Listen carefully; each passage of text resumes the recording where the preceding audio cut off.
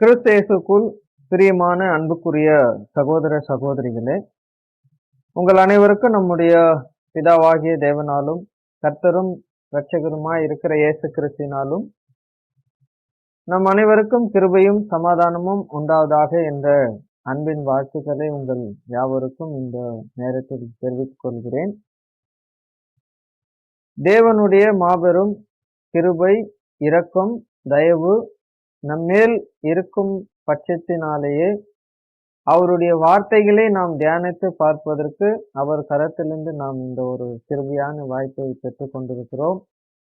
ஆகவே நம்முடைய இரட்சகரின் வழியாக நம்முடைய பரமபிதாவுக்கு நாம் நன்றிகளை ஏறெடுத்துக் கொண்டு, அன்புக்குரிய சகோதர சகோதரிகளே, இது நாமோ என்ன பாடம் நாமோ பார்க்க இருக்கிறோன்னா, பொன்னான பிரமாணம். நம்ம ஏற்கனவே பொன்னான பிரமாணத்தினுடைய அந்த சகோதரர் ரசல் அவர்களுடைய கட்டுரைகள் அடங்கிய அந்த பொன்னான பிரமாணம் என்று ஒரு சிறு புத்தகம் நம் கரத்தில் இருக்கும். ஸோ அதுல இருந்து தான் நாம பாடங்கள் தியானிச்சுட்டு வரோம். கடந்த முறை ஏற்கனவே ஒரு 2 பாகங்களாக நாம இந்த பாடங்கள் நாம பேசி இருக்கிறோம். நீங்களும் கேட்டு இருக்கீங்க.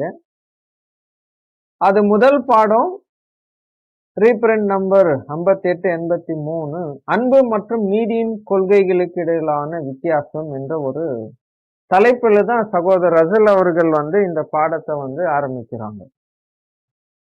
அதுல நாம அந்த தலைப்பின் கீழே சொல்லப்பட்டிருக்கிற விஷயங்களை ஒரு பாகமாகவும், 2வது தயாளத்திற்கு முன்னதாக நீதி அப்படிங்கிற ஒரு இணை தலைப்பின் கீழே உள்ள சத்தியங்களையும் நாம அந்த 2 பாகத்துல தியானிச்சோம்.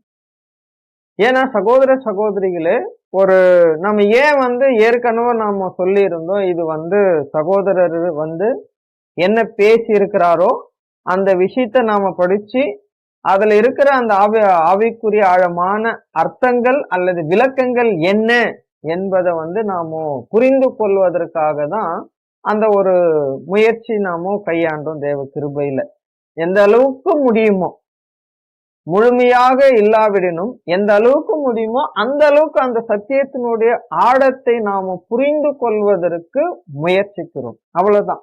மற்றபடி நாம பேசுவதே அல்லது நாம தியானிப்பதுதான் இதனுடைய முழுமையான விளக்கங்கள் என்பது அல்ல. ஏன்னா அது ஒவ்வொருவரும் எந்த அளவு தேவனுடைய ஆவி பெற்று கொண்டிருக்கிறார்களோ அந்த அளவில் தான் அதனுடைய புரிதல் இருக்கும். ஆனா நம்ம இயன்ற மட்டும் ரசல் அவர்களுடைய எழுத்துக்கள், அவர் என்ன ஆவியிலிருந்து என்ன மனநிலையிலிருந்து அதை பேசினாரோ அந்த மனநிலைக்கு அந்த ஆவிக்கு நாம சென்று அதை தியானிக்கும் போது அதை நாம போதிய அளவு நாம புரிந்து கொள்வதற்கு அங்க வழி நடத்தப்படுவோம். அன்புக்குரிய சகோதர சகோதரிகளே, அதனாலதான் நாம ஒவ்வொரு லைன் இது உங்களுக்கு ஒரு புக் ஸ்டடி மாதிரி தான் இருக்கும். ஏன்னா கடந்த பாகங்களே உங்களுக்கு சொல்லி இருந்தோம், இது ஒவ்வொரு வரிகளாக படித்து அதுல சகோதரர் என்ன சொல்ல வராருங்கிறத நாம புரிந்து கொள்வதற்கு தான் அந்த முயற்சி எடுக்கிறோம்.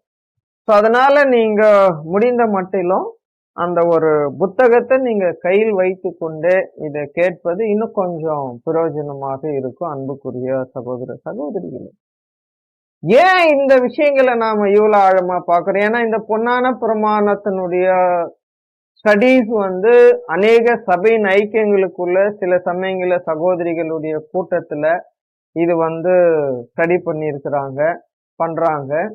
அதே சமயத்துல சகோதரர்கள் சில பாடங்களா கூட என்ன பண்ணிருக்கிறாங்க, எடுத்திருக்கிறாங்க. ஆனா இந்த 2 இடத்துலயும் என்ன செய்யறதுக்கு அதிக வாய்ப்பு நமக்கு இருக்கிறது இல்லைன்னா, லைன் பை லைனா ரொம்ப எந்த அளவுக்கு முடியுமோ அந்த அளவுக்கு ஆழமா அறிந்து கொள்றதுக்கான வாய்ப்புகள் நமக்கு நேரங்கள் அந்த சூழல்ல குறைவா இருக்கிறதுனால நாம அதிகமா அங்க பாக்குறது இல்லை.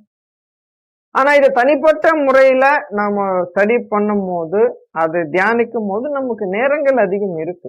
சரிங்களா? அதனாலதான் நம்ம இதை விவரமா பாக்குறோம். அதே சமயத்துல இந்த சத்தியங்கள் வந்து பாருங்க, எப்படி நாமோ தேவனுடைய தெய்வீக திட்டத்தை சார்ந்த அநேக தீர்க்க தரிசனங்களுடைய அறிவு பெற்றுக்கொள்வது எந்த அளவுக்கு முக்கியமோ அந்த அளவிற்கு அந்த தெய்வீக திட்டத்தினுடைய மேலான ஆசீர்வாதங்களை நாம் பெற்றுக்கொள்வதற்கு தகுதியே எதுன்னா கர்த்தர் இயேசுவினுடைய சாயல் நமக்குள்ள நிறைவு செய்வது மாத்திரம்தான் தலையாயமா இருக்கு.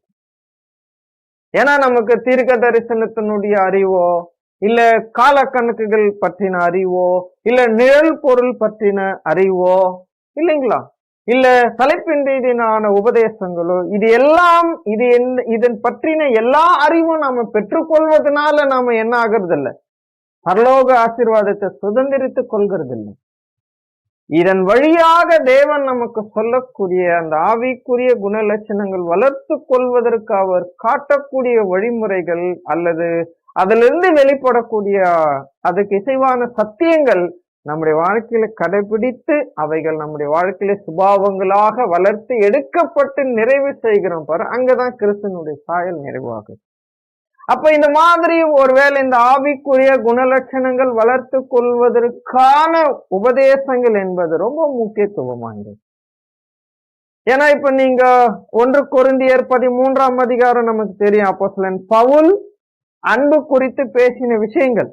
ஆனா அங்க எது நம்ம பரலோக ஆசீர்வாதத்துக்குள்ள கொண்டு போய் சேர்க்கோம்னா அந்த அன்பிற்குரிய தன்மைகளை வளர்த்து அவைகளை நிறைவு செய்வது மாத்திரம். அதனாலதான் நாம இந்த ஆவிக்குரிய குணலட்சணங்கள் சார்ந்த சத்தியங்களை ஆழமாக நாம் அறிந்தும் புரிந்து கொள்கிறோம் இல்லைங்களா. நாம சில சமயங்கள்ல நாம தேவனிடத்தில் அவருடைய ஆவியை அதிகமாக பெற்றுக்கொள்ளும் போது சில சத்தியங்களை நாம படிக்கும் போதே அதனுடைய மறைபொருள்கள் அதனுடைய ஆழங்களை நாம உடனடியாக அறிந்து கொள்வோம். ஆனா இவ்வளவு பெற்றுக்கொண்டாலும் எதுதான் நமக்கு நிறைவான ஆசீர்வாதத்தை கொண்டு வரணும்னா நாம ஆழமாக படித்து உணர்ந்த அந்த சத்தியங்கள் நம்முடைய வாழ்க்கையில நடைமுறைக்கு கொண்டு வந்து அது ஒரு குணலட்சணமா உருவெடுத்து நிற்குது பாருங்க, அங்கதான் நாம பலன் அடைகிறோம். சரிங்களா. மற்றபடி அறிவில எவ்வளவுதான் நாம சத்தியங்கள் பெற்றுக்கொண்டிருந்தாலும் அதுதான் நம்மை பரலோக ஆசீர்வாதத்திற்கு வழி நடத்தும் என்பது அல்ல. மாறாக அந்த அறிவெல்லாம் எந்த நோக்கத்துக்காக கொடுக்கப்பட்டதோ அதை பயன்படுத்தினா மட்டும்தான் அந்த ஆசீர்வாதம். அதுதான் அப்போஸ்தலன் பவுல் அந்த 1 கொரிந்தியர் 13ஆம் அதிகாரத்துல சொல்றான். அதனாலதான் நம்ம நல்லா புரிந்து கொண்டோம்னா இந்த உலகத்துல இருக்கிறவர்கள்ல 2 ஜனங்கள் நம்ம 2 ஜனங்கள் மத்தியில இருக்கிறோம். ஆவிக்குரிய ஜனங்கள், இன்னொன்னு மாம்சத்துக்குரிய ஜனங்கள். ஆனா இவங்க 2 பேர் மீதும் தெய்வீகத்தினுடைய கொள்கை நமக்கு என்ன சொல்லுதுன்னா அவர்கள் மீது தெய்வீக அன்புக்குரிய தன்மைகளை மாத்திரம்தான் பிரதிபலிக்கணுமே தவிர வேற எந்த விதமான அன்புக்கு எதிரான சுபாவத்தை அவர்கள் மேல் பிரதிபலிக்கிறதுக்கு நமக்கு எந்த வகையில உரிமையும் சுதந்திரமும் அதுக்கான தகுதியும் கிடையாது. அன்பை மாத்திரமே அதாவது நீதியோட கூடிய அன்பை மாத்திரம்தான் மற்றவர்கள் மேல பிரயோகிக்கணும் அல்லது பயன்படுத்தணும் அல்லது அவர்கள் மேல் காட்டணும். வேற எதுக்கும் நமக்கு அனுமதி இல்லை. அப்போ சகோதர சகோதரிகளே, அப்போ இந்த மாதிரி ஏன்னா நமக்கு தெரியும் சகோதரர் அவர்கள் ஒரு முதிர்ச்சி நிலையில் ஆவிக்குரிய முதிர்ச்சி நிலையில எழுதின சத்தியங்கள் இதெல்லாம். அப்போ நாம அதிகமா ஆழமா அறிந்து கொள்ற சத்தியங்களும் இதுதான். ஆனா அதை நம்முடைய நடைமுறை வாழ்க்கையில ஆழமாக கொண்டு வருவதிலும் தவறுவதும் இதுதான் இல்லைங்களா. ஏன்னா நீங்க ஏற்கனவே ஒருவேளை நீங்க விருப்பப்பட்டு இருந்தா, ஒருவேளை நீங்க விரும்பினா ஏற்கனவே இருக்கிற அந்த 2 பாகங்கள் நீங்க நல்லா கேட்டு பாருங்க. ஸோ அதே போல இது 3ஆவதா போடுறோம். ஸோ இது கூட நீங்க விருப்பம் இருந்தா நீங்க கேட்டு பாருங்க. பட் ஏன் இதெல்லாம் என்னன்னா என்னுடைய வாழ்க்கையில இருக்கு உங்க வாழ்க்கையில இல்ல அப்படிங்கிறது இதனுடைய நோக்கம் அல்ல. பொதுவாக நம்முடைய வாழ்க்கையில் இவைகள் எல்லாம் இருக்கா இல்லையா அப்படிங்கிறத ஒரு சுய பரிசோதனைக்குரிய பாடம் தான். பேசுற எனக்கும் சரி, கேட்கிற உங்களுக்கும் சரி, 2 பேருமே நாம குறைவுள்ளவர்கள் தான். நிறைவுள்ள சத்தியம் எதுங்கிறத மாத்திரம் தான் நாம பார்க்கணும். இது இவர்கிட்ட இருக்கா இல்ல அவர்கிட்ட இருக்கா, பேசுறவர்கிட்ட இருக்கா, கேட்கறவங்க கிட்ட இருக்கா அப்படிங்கிறது இங்க கிடையாது. அது இது இல்ல. சரிங்களா? சரி, அப்படி இருக்கும்போது சகோதர சகோதரிகளே, இப்ப நாம என்ன பண்ண போறோம்னா, இங்க வந்து இன்னொரு இணை தலைப்பு இருக்கு இந்த பாடத்துல. அதாவது சகோதரர் எழுதியிருக்கிற அந்த ரீப்ரிண்ட் நம்பர் 5883ல இன்னொரு சப் டாபிக் என்ன பேசுறாருன்னா, நீதி நியாயம் என்பது ஒரு கிறிஸ்தவ பண்பாகும். ஏன்னா இங்க நீதியின் அடிப்படையில அன்பு செய்யணும், அன்பின் அடிப்படையில நீதி செய்யணும். இதுதான் சத்தியம். சரிங்களா? இதுதான் கான்செப்ட். ஆனா கடந்த முறை பார்த்ததுல ஒரு பிரதர் வந்து ஒரு சத்தியம் ரொம்ப ஆழமா பேசி இருக்கிறாங்க. அது மாத்திரம் நம்ம நினைவுபடுத்திட்டு நம்ம இந்த இணை தலைப்பு கீழே நாம தியானிக்கலாம். ஆனா அதுல அவர் என்ன ஒரு விஷயத்த சொல்றாருன்னா, ரொம்ப ஆழமா அந்த தயாலயத்திற்கு முன்னதாக நீதி என்ற சப்டாபிக் கீழே பேசுறதுல, நாம் ஏற்கனவே சொல்லிவிட்டது போன்று என்ன சொல்றன்னா, நாம் நமக்காக நீதியினை கோரிட முடியாது. அதாவது நாம் நமக்கான நீதியினை கோரிட முடியாது. சோ எந்த வகையிலும் சகோதர சகோதரிகளே, மற்ற யாவரும் சரி, ஆவிக்குரியவர்களோ அல்லது மாம்சத்துக்குரியவர்களோ, நம்முடைய விஷயத்துல அவர்கள் நம்மிடத்துல நடந்து கொள்ள வேண்டியதுல அவர்கள் நீதி தவறி நடந்துக்கலாம். அது ஆவிக்குரிய வட்டாரத்தில் இருக்கிற நபர்களாக இருக்கலாம், அல்லது மாம்சத்துக்குரிய வட்டாரத்தில் இருக்கிற நபர்களாக இருக்கலாம். சில சமயங்கள மாம்சீக குடும்பத்தின் உறவுகளா இருக்கலாம்.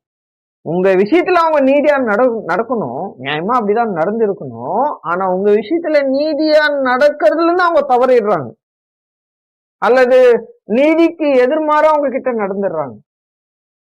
அப்ப என்ன பண்ணணும்னா, என்ன சொல்றாங்கன்னா, நாம் நமக்காக நீதியினை கோரிட முடியாது. நான் உங்க விஷயத்துல நீதியா தானே நடந்த அப்படிங்கிறது கூட இங்க வாய்ப்பு இல்லை. வேற அவங்க விஷயத்துல நான் அப்படி பேசல, நான் அப்படி நடக்கல, ஆனா ஏன் என் விஷயத்துல அவங்க அப்படி பண்றாங்க அப்படின்னு நீங்க உங்க நீதிக்காக என்ன பண்ண முடியாது, பேசிட முடியாது. அதான் நான் எவ்வளவு அவங்களுக்கு நல்லதுதான் செய்யறேன், அவங்களுக்காக என்ன பலியாக்குறேன், என்ன தியாகமாக்குறேன், ஆனா அவங்க வந்து எதிர்மாறாதான் செய்யறாங்க. நான் நீதியா தான் நடக்கிறேன் அவங்க விஷயத்துல, ஆனா என் விஷயத்துல அவங்க அநீதியா நடக்கிறாங்க அப்படின்னா, நீங்க அப்படி சொல்லும் போதே எதைதான் சொல்ல வரீங்கன்னா, உங்களுக்கான நீதி என்ன முன் வைக்கிறீங்க பாரு. என் விஷயத்துல அவங்க நீதி செய்யல. சகோதர சகோதரிகளே, யாரிடத்திலும் உங்க விஷயத்துல மற்றவர்கள் நீதியான நடத்தைய காண்பிக்கணும்னு நினைக்க கூடாது. அப்படி அவங்க தவறும் போது ஏன் நீதியான என் விஷயத்துல நடக்கலன்னு கேள்வி நாமோ கேட்கவும் கூடாது. ஏன் அப்படின்னு அடுத்து என்ன சொல்றாருன்னா, நாம் நமக்காக நீதியினை கோரிட முடியாது, மற்றும் வேண்டுமானால் நாம் விரும்பும் பட்சத்தில், எந்த விஷயத்துல, மற்றவர்கள் உங்கள் விஷயத்துல நீதியா நடக்கிறதுல இருந்து தவறி உங்க விஷயத்துல அநீதியா நடந்திருக்கும் போது, இப்போ அவங்க விஷயத்துல உங்க மனநிலை என்ன வெளிப்படுத்தணும்? ஆக்சுவலா நீங்க உங்களுக்கான நீதின்னு முன்வைக்க கூடாது. சரிங்க, நமக்கான நீதியை அவங்க விஷயத்துல முன் வைக்கல, அப்ப என்ன செய்யலாம்? ஒருவேளை அவங்களை எனக்கு எதிராக செய்தவர்கள், எனக்கு எதிராக நடந்தவர்கள், நீதிக்கு எதிராக என்னிடத்துல நடந்தவர்களுடைய விஷயத்துல என்னுடைய மனநிலை என்னவாக அவங்க விஷயத்துல இருக்கணும் அப்படின் போதுதான் என்ன சொல்றாருன்னா, நாம் விரும்பும் பட்சத்தில் முறுமுறுக்காமல் அநீதியினை சகித்து கொண்டு செல்லலாம். ஒருவேளை உங்களுக்கு விரும்பும் பட்சத்துல, ஒருவேளை உங்க இருதயம் நல்ல ஓரளவுக்கு வளர்ச்சி அடைஞ்சிருக்கு தெய்வீக அன்புல நீதியிலன்னா, என்ன பண்ணுங்கன்னா, விரும்பும் பட்சத்துல முறுமுறுக்காமல் அநீதியினை சகித்து கொண்டு செல்லலாம். சகிச்சுக்குங்க. அதான் சொல்ல, அன்பு சகலத்தையும் சகிக்கும். சகிச்சுக்குங்க. அதுவும் எப்படி? முறுமுறுக்காமல். என்ன பண்றது, ட்ரூத் இப்படி சொல்லப்பட்டிருக்குது, நம்ம இதை சகிச்சுதானே ஆகணும், பொறுத்துதானே ஆகணும், அப்படி இல்லை. ஆக்சுவலா அது நீங்க உங்களுக்குள்ள நம்ம அதை சகிச்சுக்கிறோம், சரி, ஓகே, அது என் மேல தேவன் அனுமதிச்சிருக்கிறாரு, நம்ம ஏத்துக்கிட்டோம். மனம் முன் வந்து அந்த நமக்கு அநீதி செய்யப்பட்டதை நாம ஏத்துக்கிட்டோம்னா, அந்த எதிர் நபர் விஷயத்துல நமக்கு எந்த விதமான அன்புக்கு எதிரான ஒரு சுபாவத்தை அவங்க மேல காண்பிக்கிறதுக்கு நமக்கு அனுமதி இல்லை. அப்படி நாம காண்பிக்கவும் கூடாது. அப்படி காண்பிக்காம அவங்க செஞ்ச அநீதியை சகிச்சுக்கிட்டு அவங்களிடத்துல நாம அன்பை மாத்திரம் வெளிப்படுத்துறோம் பாருங்க. அவங்களை குறிச்ச இருதயத்துல எந்த விதமான தவறான அபிப்பிராயங்களை இருதயத்துல வைக்காம, அவங்க கிட்ட போய் என் விஷயத்துல இப்படி நடந்தேன்னு கேள்வி கேட்காம, அவங்களுக்கு அநீதி செய்ய முற்படாம, அவங்க விஷயத்துல ஒரு சுத்த இருதயத்தோடவே நம்ம கடந்து போயிடுறோம் பாத்தியா? அங்கதான் வந்து நாம அந்த சகிப்புத்தன்மைக்குள்ள நம்ம இருக்கோம். சரிங்களா? அப்போ நமக்கான நீதியினை என்ன பண்ண முடியாது, நம்ம கோரிடவே முடியாது. மற்றவங்க விஷயத்துல அன்பை தவிர வேற அதுக்கு எதிர்மாறான எந்த ஒரு சுபாவத்தையும் அவங்க மேல பிரதிபலிக்க நாம் யாவருக்கும் சரி, அதாவது ஆவிக்குரிய ஜனங்களாகிய நாம் யாவருக்கும் அந்த உரிமையும் அதிகாரமும் ஒருபோதும் கிடையவே கிடையாது. சரிங்களா? சோ இந்த விஷயத்த நாம ரொம்ப ஆழமாக நாம உணர்ந்து கொள்ளணும் அன்புக்குரிய சகோதர சகோதரிகள். சரிங்களா? ஏன்னா அந்த விஷயம் ரொம்ப ஆழம். நாம இன்னும் கூட நீங்க நினைவுல நாம வச்சுக்கலாம், நாம் நமக்கான நீதியினை கோரிட முடியாது. ஏன்னா நீங்க நிறைய யோசிச்சு பாருங்க, இன்னைக்கெல்லாம் நாம வந்து அநேகர் இடத்துல நம்மை குறித்து பேசும்போது நமக்கு செய்யப்பட்ட அநீதிகளை பேசுவோம், மற்றவங்க நம்ம இடத்துல அநீதியா நடந்து கொண்டதையெல்லாம் பேசுவோம். சரிங்களா? எனக்கு இவரு இப்படி பண்ணாரு, அவரு அப்படி செஞ்சாரு, அந்த சகோதரி இப்படி செஞ்சாரு, அந்த பிரதர், இது எல்லாம் தான் நாம என்ன பண்ணிருப்போம். ஆக்சுவலா இதெல்லாம் நாம சொல்றது ஒன்னும் பாவம் இல்லை, ஆனா அது நீதி இல்லை. ஏன் அப்படின்னா அது நமக்கான நீதியே வந்து நாம முன் வைக்கிறது. பாரு, என் விஷயத்துல நான் நீதியா தான் நடந்தேன், ஆனா அவங்க அநீதியா நடந்துட்டாங்க. இன்னும் சொல்ற அது ஒரு விதமான குற்றம் சாட்டக்கூடிய ஆவி. ஏன் தவிச்சிட்டு போயிடுங்க, ஏன்னா கர்த்தர் விஷயத்துல அப்படித்தானே நடந்துச்சு. அவர் எல்லாரும் விஷயத்திலயும் நீதியா தான் நடந்தாரு, ஆனா மத்த எல்லாருமே அவர் விஷயத்துல அநீதியா தான் நடந்தாங்க. ஆனா அவர் போய் தேவனிடத்துல கேள்வி கேட்கல.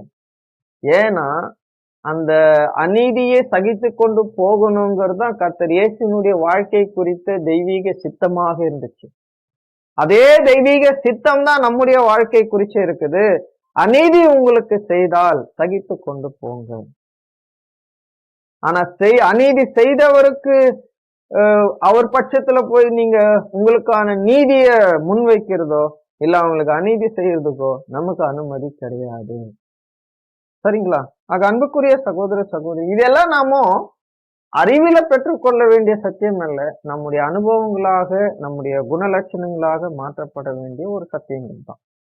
சரி, இப்ப அடுத்து அந்த நீதி நியாயம் என்பது ஒரு கிறிஸ்தவ பண்பாகும் என்ற ஒரு சட்டாப்பி கீழாக அங்க சகோதரர் ரசல் அவர்கள் வந்து பேச ஆரம்பிக்கிறாங்க. என்ன சொல்றாருன்னா, அநேக கிறிஸ்தவ ஜனங்கள் அநேகம் வருடங்கள் கடந்தும் பெரிதும் வளர்ச்சி ஏதுமில்லாமல் காணப்படுவதாக தென்படலாம்.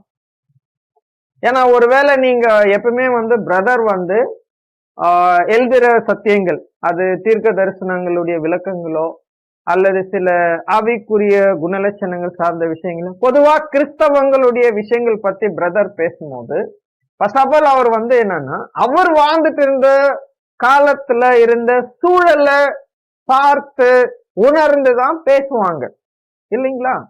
அப்ப இந்த உபதேசங்கள் ஒரு புதிய சிருஷ்டிகளுக்கு சகோதரர்கள் அவர்கள் எழுதும் போது அவங்களிடத்துல இந்த சத்தியங்கள் சென்று அடையும் போது அன்றைய காலகட்டத்துல வாழ்ந்து கொண்டிருந்த கிறிஸ்தவ வட்டாரத்தை வந்து கொஞ்சம் மேற்கோள் காட்டுறாரு.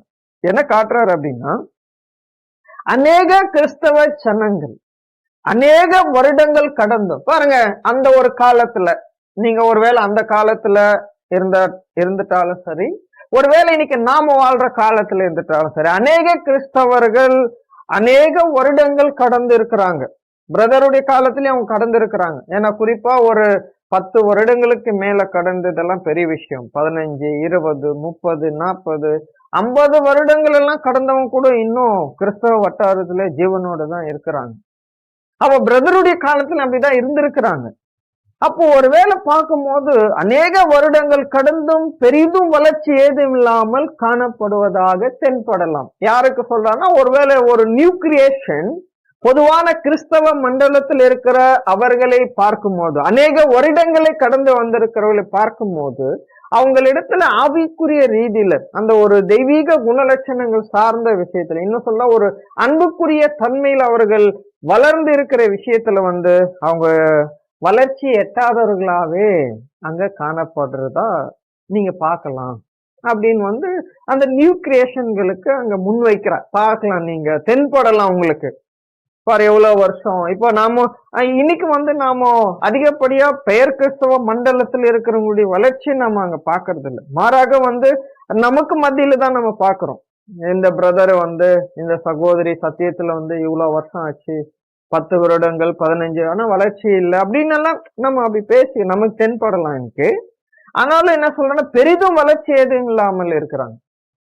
இன்னைக்கு பெயர் கிறிஸ்தவ மண்டலத்திலயும் அந்த மாதிரிதான் இருக்கிறாங்க. இன்னைக்கு அநேக வருடங்கள் கடந்தவர்கள் கூட இல்லை. பட் ஆனா என்னன்னா, கண்டிப்பா அவங்க அவங்களுடைய மனக்கண்கள் திறக்கப்படும் போது, இந்த தெய்வீக சத்தியங்களை ராஜ்யத்துல அவர்கள் அறியும் போது அங்க அவங்க கண்டிப்பா என்ன பண்ணுவாங்க, பரிபூர்ண அன்பை நிச்சயம் அவங்க அடைவாங்க.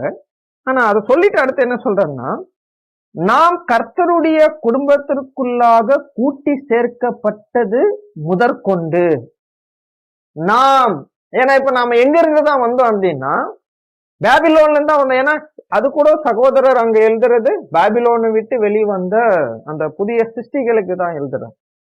அப்போ நாம அங்கிருந்து வெளியேறி கர்த்தருடைய குடும்பத்திற்குள்ளாக கூட்டி சேர்க்கப்பட்டது முதற்கொண்டு. இப்ப நாம என்ன பண்ணிட்டோம் ஒரு காலத்துல, இப்ப நாம எல்லாருமே ஒரு காலகட்டத்துல அந்த பெயர் கிறிஸ்தவ மண்டலத்தை விட்டுட்டு வெளிப்படுத்தல் 18:4 படி அவளை விட்டு நாம் எல்லாரும் வெளியே வந்திருக்கிறோம். ஏன்னா அங்கேயே ஒரு புது சிருஷ்டி அந்த இடத்துலயே இருந்துட்டு இந்த தெய்வீக தன்மையில குணலட்சணங்கள் எல்லாம் என்ன பண்ண முடியாது, வளர முடியாது. அதுக்கு அவர் என்ன பண்ண, அங்கிருந்து வெளியே வரணும். அப்ப நாம வெளியே கூட்டி சேர்க்கப்பட்டது முதற்கொண்டு அந்த காலம். இப்ப நாம எல்லாம் வெளியே என்ன பண்ணிட்டோம், இங்க ஒரு புது சிருஷ்டி ஐக்கியமா அது நமக்கு சகோதரர்கள் அவங்களுடைய காலத்திலிருந்து ஏற்படுத்தப்பட்டு வேத மாணாக்கர்களுடைய ஐக்கியம். அதனுடைய அடிப்படையில நம்ம எங்கிட்ட வரும் இல்லைங்களா, நம்ம கூட்டப்பட்டு. சரி, முதற்கொண்டு நமக்கும் பொருந்துகின்றதான திவ்ய பிரமாணங்களில் அடங்கும் அடிப்படையான கொள்கைகளை அடையாளம் கண்டு கொள்ள தவறிடுவதே மேற்கூறப்பட்டுள்ள இந்த நிலைமைக்கு வழிநடத்தப்படுவதற்குரிய ஒரு காரணியாக இருக்கின்றது. ஆக சகோதர சகோதரிகளை பாருங்க, இப்போ இந்த ஒரு விஷயம் இப்ப பாருங்க, நீங்க நம்ம அவங்கள பார்க்கும்போது அவங்களிடத்திலும் இந்த வளர்ச்சி அங்க இல்லாம இருக்குது. ஆனாலும் இங்க இன்னொரு விஷயம் நமக்கு, ஏன்னா இப்போ ஒரு பெயர் சபை நபர் இடத்துல போய் பொன்னான பிரமாணத்தினுடைய கொள்கைன்னா என்ன, ஏன்னா இது நீங்க பொன்னான பிரமாணங்கிறத விட இதுக்கு சரியான ஒரு டாபிக் என்னன்னா நீதியின் பிரமாணமாகிய பொன்னான பிரமாணம். ஏன்னா தேவன் இதை நீதியில வகுத்தது தான், சரிங்களா? அப்போ இது அப்படிதான். ஒருவேளை இதை குறிச்சு அவங்க இடத்துல போய் நம்ம கேட்டா அவங்க என்ன சொல்லுவாங்க, ஏதோ அவங்களுடைய அறிவுல அவங்களுடைய புரிதல்ல என்ன புரிஞ்சிருக்கிறாங்களோ அதை பத்தி தான் பேசுவாங்க. ஆனா இப்ப நமக்கு என்ன சொல்றாங்கன்னா பாருங்க, நம்ம கர்த்தருடைய குடும்பத்துல சேர்க்கப்பட்டு முதற்கொண்டு இது நமக்கும் பொருந்தும் மேல சொல்லப்பட்ட விஷயம். ஏன்னா ஒரு சில ஆழமான தெய்வீக நீதியின் கொள்கையினுடைய அம்சங்களை நாம கூட சில நேரத்துல அடையாளம் கண்டு கொள்வதற்கு தவறிடுறோம். பாருங்க, அதான் சொல்றாரு, இந்த நமக்கும் பொருந்துகின்றதான திவ்ய பிரமாணங்களில் அடங்கும். திவ்ய பிரமாணங்கள் அதாவது தெய்வீக சட்டதிட்டங்கள். என்ன சொல்லிட்டா, தேவன் அவருடைய நீதியில வகுத்து கொடுக்கப்பட்டிருக்கிற கொள்கைகள், நீதியின் கொள்கைகளுக்குள்ள அடங்கக்கூடிய அடிப்படையான கொள்கைகளை அடையாளம் கண்டு கொள்ள தவறி விடுவதே மேற்கூறப்பட்டுள்ள இந்நிலைமைக்கு வழிநடத்துவதற்குரிய ஒரு காரணியாக இருக்கின்றது. ஏன்னா சகோதர சகோதரிகளை நாம கூட என்ன செய்யறதுக்கு இங்க வாய்ப்பு இருக்குன்றாருன்னா, அந்த திவ்ய பிரமாணத்துல தேவன் அந்த நீதியின் கொள்கைகள்ல வகுத்து கொடுத்திருக்கிற சட்ட திட்டங்கள் அல்லது பிரமாணங்கள். அதாவது என்னன்னா, மற்றவர் விஷயத்துல நாம கையாள வேண்டிய தெய்வீக நீதியின் கொள்கையினுடைய தன்மைகள் என்ன, அது அடையாளம் கண்டு கொள்றதுல நாம தவறிட்டோம். ஏன்னா மேல அவங்க அப்படிதான் இருக்கிறாங்க. அப்ப நாம கூட இந்த தெய்வீக பிரமாணங்களில கொடுக்கப்பட்டிருக்கிற சில அடிப்படையான கொள்கைகளை என்ன பண்றது இல்ல, அடையாளம் கண்டு கொள்ள தவறி விடுகிறோம். நாமளும் என்ன பண்றோம்னா, இந்த நிலைமைக்கு என்ன பண்ண போடுறோம்னா, ஒரு வழி நடத்துவதற்குரிய ஒரு காரணியாக இருக்கின்றது. நாம கூட தவறுறதுக்கு வாய்ப்பு இருக்குது. அப்ப என்ன சொல்றாருன்னா, அப்போ ஒருவேளை ஒரு புதிய சிருஷ்டிகளாகிய நாம என்ன பண்ணணும்னா, தேவன் அவருடைய நீதியின் அடிப்படையில வகுத்திருக்கிற கொள்கைகள், அதாவது மற்றவர்கள் விஷயத்துல நம்முடைய நடத்தைகள் எவ்வளமா இருக்கணுங்கிறத நாம என்ன பண்ணணும்னா அடையாளம் கண்டு கொள்ளணும். அப்படி சொல்லும் போது என்ன சொல்றாருன்னா, இந்த அடிப்படையான கொள்கைகளில் முதலாவது நீதியாகும். அப்ப தேவன் திவ்ய பிரமாணத்துல அடிப்படையா என்ன கொள்கை, எந்த கொள்கையை நாம கடைபிடிக்கணும், எந்த கொள்கையை நாம அடித்தளமா வகுத்து கொள்ளணும், அல்லது எந்த கொள்கையின்படிதான் நம்முடைய வாழ்க்கையை அமைத்துக் கொள்ளணுங்கிறதுல சொல்லும் போது அதுல முதலாவது எதுனா நீதியாகும். என்னது?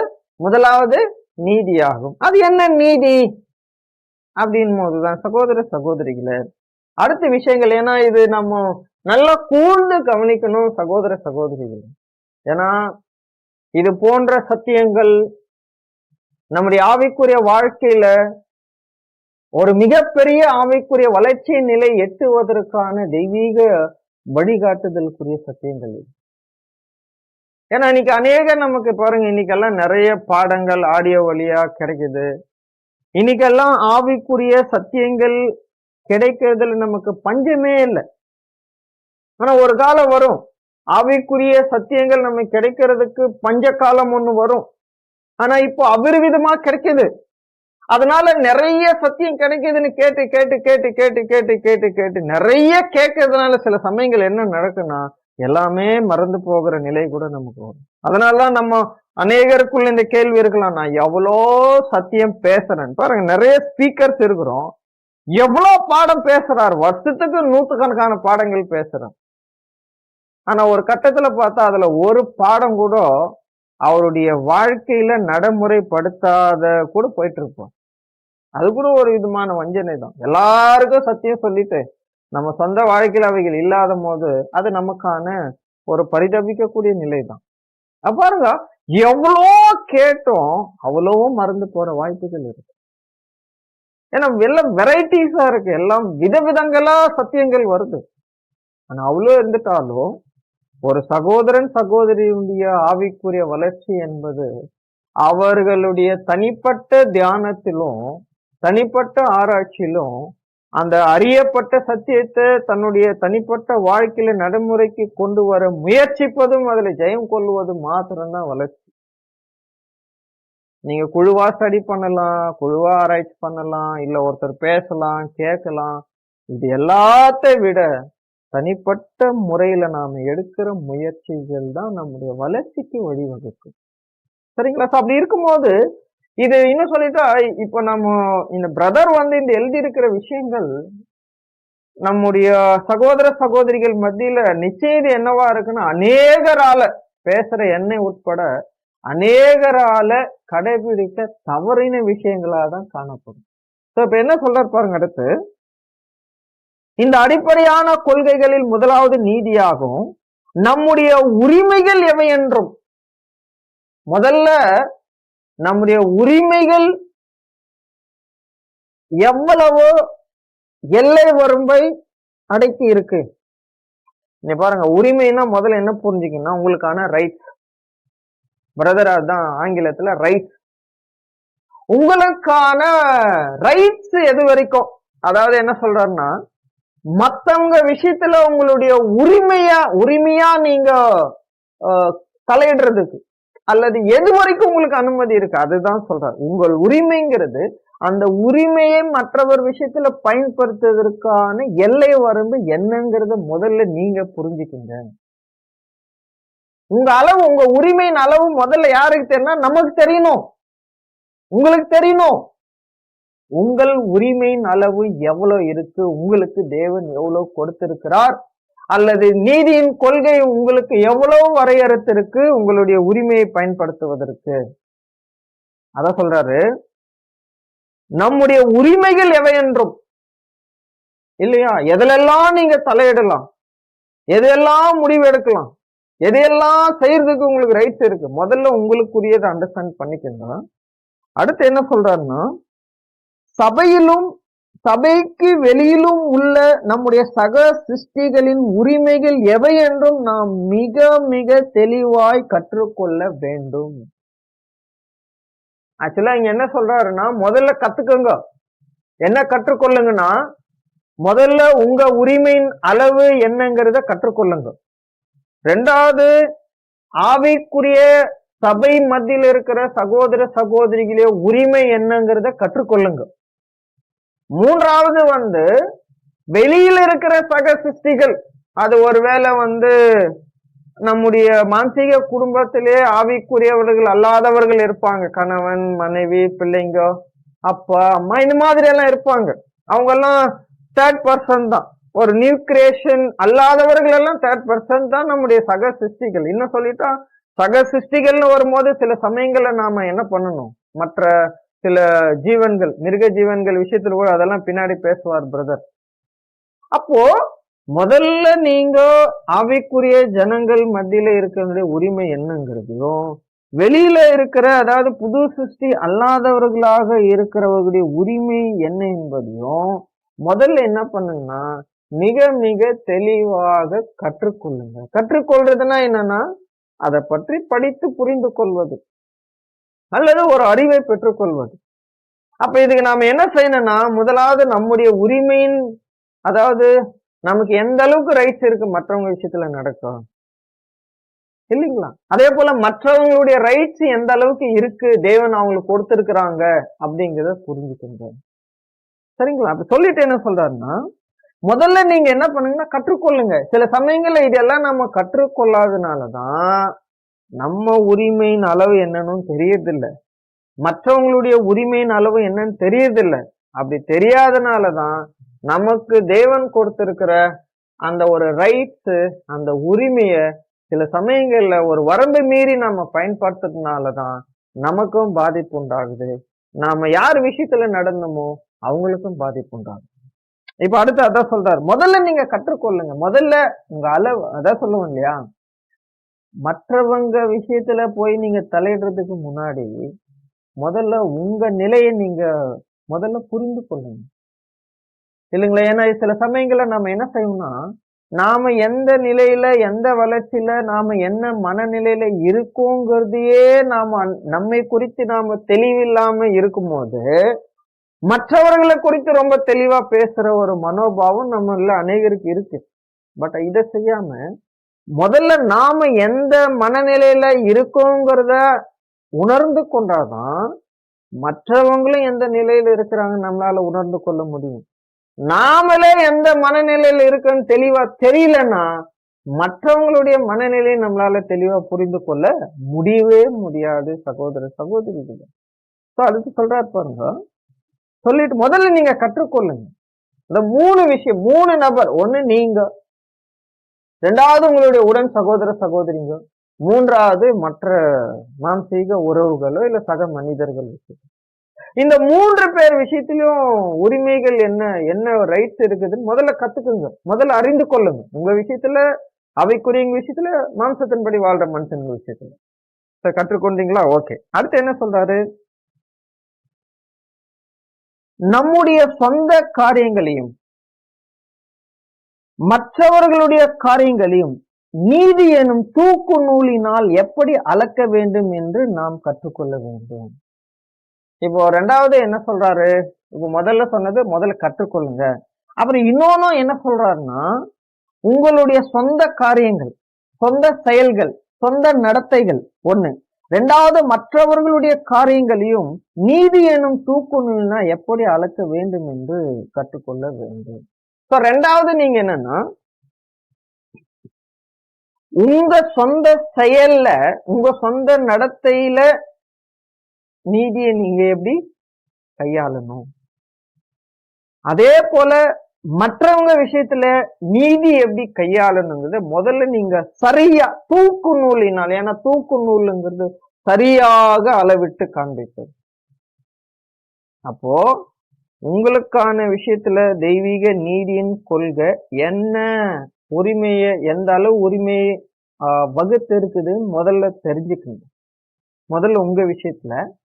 அதே போல மற்றவர் விஷயத்துல நீங்க எந்த அளவுக்கு அதை கையாளணுங்கிறத முதல்ல நீங்க கற்றுக்கொள்ளுங்க. முதல்ல உரிமைகள், ரைட்ஸை கற்றுக்கொள்ளுங்க. ரெண்டாவது அதை மற்றவங்க விஷயத்துல பிரயோகிக்கிறதுல நீங்க நீதியின் படி தான் செய்யணும். ஏன்னா நம்மளுடைய தன்மை எப்படின்னா, சில நேரத்துல நம்ம சொந்த வாழ்க்கையில நம்முடைய சொந்த நடத்துல நீதிக்கான முக்கியத்துவமே இருக்காது. முதல்ல நம்முடைய இருதயத்தினில நம்முடைய பேச்சு, நடத்த, செயல்கள் இது எப்படி இருக்குன்றத நீதியின் அடிப்படையில கவனிக்க மாட்டோம். ஆனா மற்றவங்களுடைய விஷயத்துல, அவங்களுடைய பேச்சுல, நடத்தையில, பாவனையில எல்லாத்திலயும் நீதியை பார்த்துட்டு இருக்கோம். இங்க தவறுறாங்க, அங்க தவறாங்க, இங்க தவறாங்க, அங்க தவறாங்க. ஆக்சுவலா இது நீதி கிடையாது, இது நீதியே கிடையாது. ஆக்சுவலா இதுக்கு இன்னொரு பேர் என்னன்னா அநீதி. என்னது? உங்க நடத்தையில நீங்க நீதியை பார்க்காம மற்றவங்க விஷயத்துல எல்லா விஷயத்துல நீதி இருக்கான்னு பாக்குறது கூட அநீதி. அப்ப யோசிச்சு பாருங்க சகோதர சகோதரிகளை. அடுத்துதான் சொல்றாரு, இப்போ எந்த ஒரு சூழ்நிலையிலோ அல்லது சந்தர்ப்பத்திலோ மற்றவர்களுடைய உரிமைகள், சுயாதீனங்கள் அல்லது நலன்கள் விஷயத்தில் நாம் அத்துமீறல் பண்ணிடக் கூடாது. என்னது? அத்துமீறல் பண்ணிடக் கூடாது என்றும், அப்படி அத்துமீறுவது என்பது திவ்ய சித்தத்திற்கு விரோதமான தவறாக, பாவமாக காணப்பட்டு, நாமெல்லாம் என்ன நினைச்சிடறோம்னா, பாவம்னா சில பாவம் எல்லாம் நம்ம மனசுல நினைச்சிட்டு இருப்போம். என்ன தெரியுங்களா? விபச்சாரம், வேசித்தனம், களவு, கொலை, இந்த மாதிரி சில விஷயங்களை தான் நம்ம போக்கஸ் பண்ணுவோம். ஐயோ இது பாவம், இது பாவம், இது பாவம். ஆனா சகோதர சகோதரிகளே, நீங்க பாவத்தை முதல்ல பாவம்னா என்ன அது போய் ஸ்டடி பண்ணி பாருங்க. இல்ல நம்ம ஸ்டடி பண்ணி பார்க்கணும், பாவம்னா என்ன. அப்படி லிஸ்ட் எடுத்தீங்கன்னா அநேக பாவங்கள் நம்மையும் அறியாமல் நம்முடைய வாழ்க்கையில ஒவ்வொரு நாளும் செய்துட்டே போயிட்டு இருப்போம். பாருங்க என்ன சொல்றாருன்னா, நீங்க எந்த ஒரு சூழ்நிலையிலோ, அதாவது உங்களை சுத்தி எப்படிப்பட்ட ஒரு சூழலாவது உண்டாகட்டும் இல்லைங்களா, சூழ்நிலை உங்களை சுத்தி எந்த மாதிரி ஒன்ன சூழ்நிலை இருக்கட்டும், அதே சமயத்துல ஏதோ ஒரு சில சந்தர்ப்ப, அதாவது சந்தர்ப்ப சூழல் தான் நம்ம சொல்லுவோம். சில சந்தர்ப்பம், சில சூழ்நிலை. சில சந்தர்ப்ப சூழ்நிலை உங்களுக்கு எப்படி அமைஞ்சாலும் சரி, அதுவும் உங்களை சுற்றி உங்க தனிப்பட்ட விஷயத்துல அது எப்படி அமைஞ்சாலும் சரி, அது ஒருவேளை உங்களுக்கு சாதகமா இருக்கலாம் அல்லது உங்களுக்கு பாதகமா இருக்கலாம். சரிங்களா? எப்படி இருந்தாலும் சரி, எந்த ஒரு சூழ்நிலையிலோ அல்லது சந்தர்ப்பத்திலோ மற்றவர்களுடைய உரிமைகள், சுயாதீனங்கள் அல்லது நலன்கள் விஷயத்தில் நாம் அத்துமீறல் பண்ணிடக் கூடாது என்றும். இதான் சொன்னார் இல்லையா, உங்க விஷயத்துல நீதியை நீங்க சரியா கவனிக்கணும், நீங்க நீதியா நடக்கிறீங்களாங்கிறத. ரெண்டாவது, மற்றவங்க விஷயத்துல எந்த அளவுக்கு நீதியா நடக்கணும், தெய்வீக நீதி சொல்லப்பட்டிருக்குதோ அந்த அளவுக்கு மற்றவங்க விஷயத்துல நடக்கிறீங்களாங்கிறத நீங்க செக் பண்ணுங்க. இப்போ உங்களுடைய உரிமை பயன்படுத்த போறீங்க. இப்போ உங்களுக்கான ரைட்ஸை பயன்படுத்தும் போது நீங்க என்ன பண்ணக்கூடாதுன்றாருன்னா, மற்றவர்களுடைய உரிமைகள், சுயாதீனங்கள் அல்லது அவங்களுக்கான நலன்கள் விஷயத்துல. இப்ப பாருங்க, மற்றவர்கள் ஒருவேளை நமக்கு முன்னாடி இருக்கிற ஒரு சகோதரனோ சகோதரியோ சில அவங்களுக்கு தேவன் சில உரிமைகள் கொடுத்திருக்கிறாங்க. ஆனா எப்பவுமே நல்லா புரிஞ்சுக்க, முதல்ல உரிமை, சுயாதீனம். உரிமைங்கிறது ரைட்ஸ். எந்த ஒரு முடிவு எடுக்கிறதுக்கும் உங்களுக்கு உரிமை இருக்கு. சுயாதீனங்கிறது என்னன்னா, நீங்க எடுத்த எந்த ஒரு முடிவையும் நடைமுறைக்கு கொண்டு வருவதற்கான சுதந்திரங்கள் உங்களுக்கு இருக்கு. ஆச்சுங்களா? ஆனா இப்ப நம்ம நல்லா புரிஞ்சுக்கணும், உரிமை சுயாதீனங்கள். எந்த ஒரு விஷயத்த முடிவு எடுக்கிறதுக்கும் செய்யறதுக்கும் நமக்கு ரைட்ஸ் இருக்குது. ரெண்டாவது அதை நடைமுறை கொண்டு வர்றதுக்கான சுதந்திரம் இருக்கு. இது தேவன் புதிய சிருஷ்டிகளுக்கு கொடுத்தது தான். ஆனா நல்லா புரிஞ்சுக்கணும், முதல்ல நம்முடைய உரிமைகள், நம்முடைய சுயாதீனங்கள் என்பது ஒரு வரையறுக்குள்ள கையாள வேண்டியது இருக்கு. என்னன்னா, தெய்வீக நீதியின் கொள்கை நமக்கு வகுத்து கொடுத்திருக்கிற அந்த பிரமாணத்துக்குள்ள நம்முடைய உரிமையும் நம்முடைய சுயாதீனத்தும் பயன்படுத்தப்படுவதற்கு அனுமதி இருக்கு. என்ன சொல்லிட்டா, தேவனுடைய தெய்வீக நீதிக்கு இசைவாக நம்முடைய உரிமையை சுயாதீனத்தை நாம பயன்படுத்துவதற்கு உரிமை இருக்கு ஒரு தனிப்பட்ட புது சிருஷ்டிக்கு. ஆச்சுங்களா? ஆனா அந்த நீதிக்கு எதிர்மாற தங்களுடைய உரிமையும் சுயாதீனத்தை அவர்கள் பயன்படுத்துவதற்கு அவர்களுக்கு ரைட்ஸ் இருக்கு. பட் ஆனா அது கண்டிப்பா உங்களுக்கு பாதிப்பு கொண்டு வரும். நீங்க தெய்வீக நீதிக்கு இசைவா நடந்தாலும் பாதிப்பு வரும் இல்லைங்களா? அந்த நீதிக்கு எதிராக நடந்தாலும் பாதிப்பு வரும். ஆனா என்னன்னா, தெய்வீக நீதிக்கு இசைவா நடந்தா சில ஆவிக்குரிய வளர்ச்சிகள் முன்னோக்கி போயிட்டே இருக்கும். ஆனா தெய்வீக நீதிக்கு எதிராக நம்முடைய உரிமையை சுயாதீனத்தை பயன்படுத்திட்டோம்னா தெய்வீக சிச்சைகளினுடைய கடுமையான அனுபவத்துக்கு கடந்து போக நேரிடும்.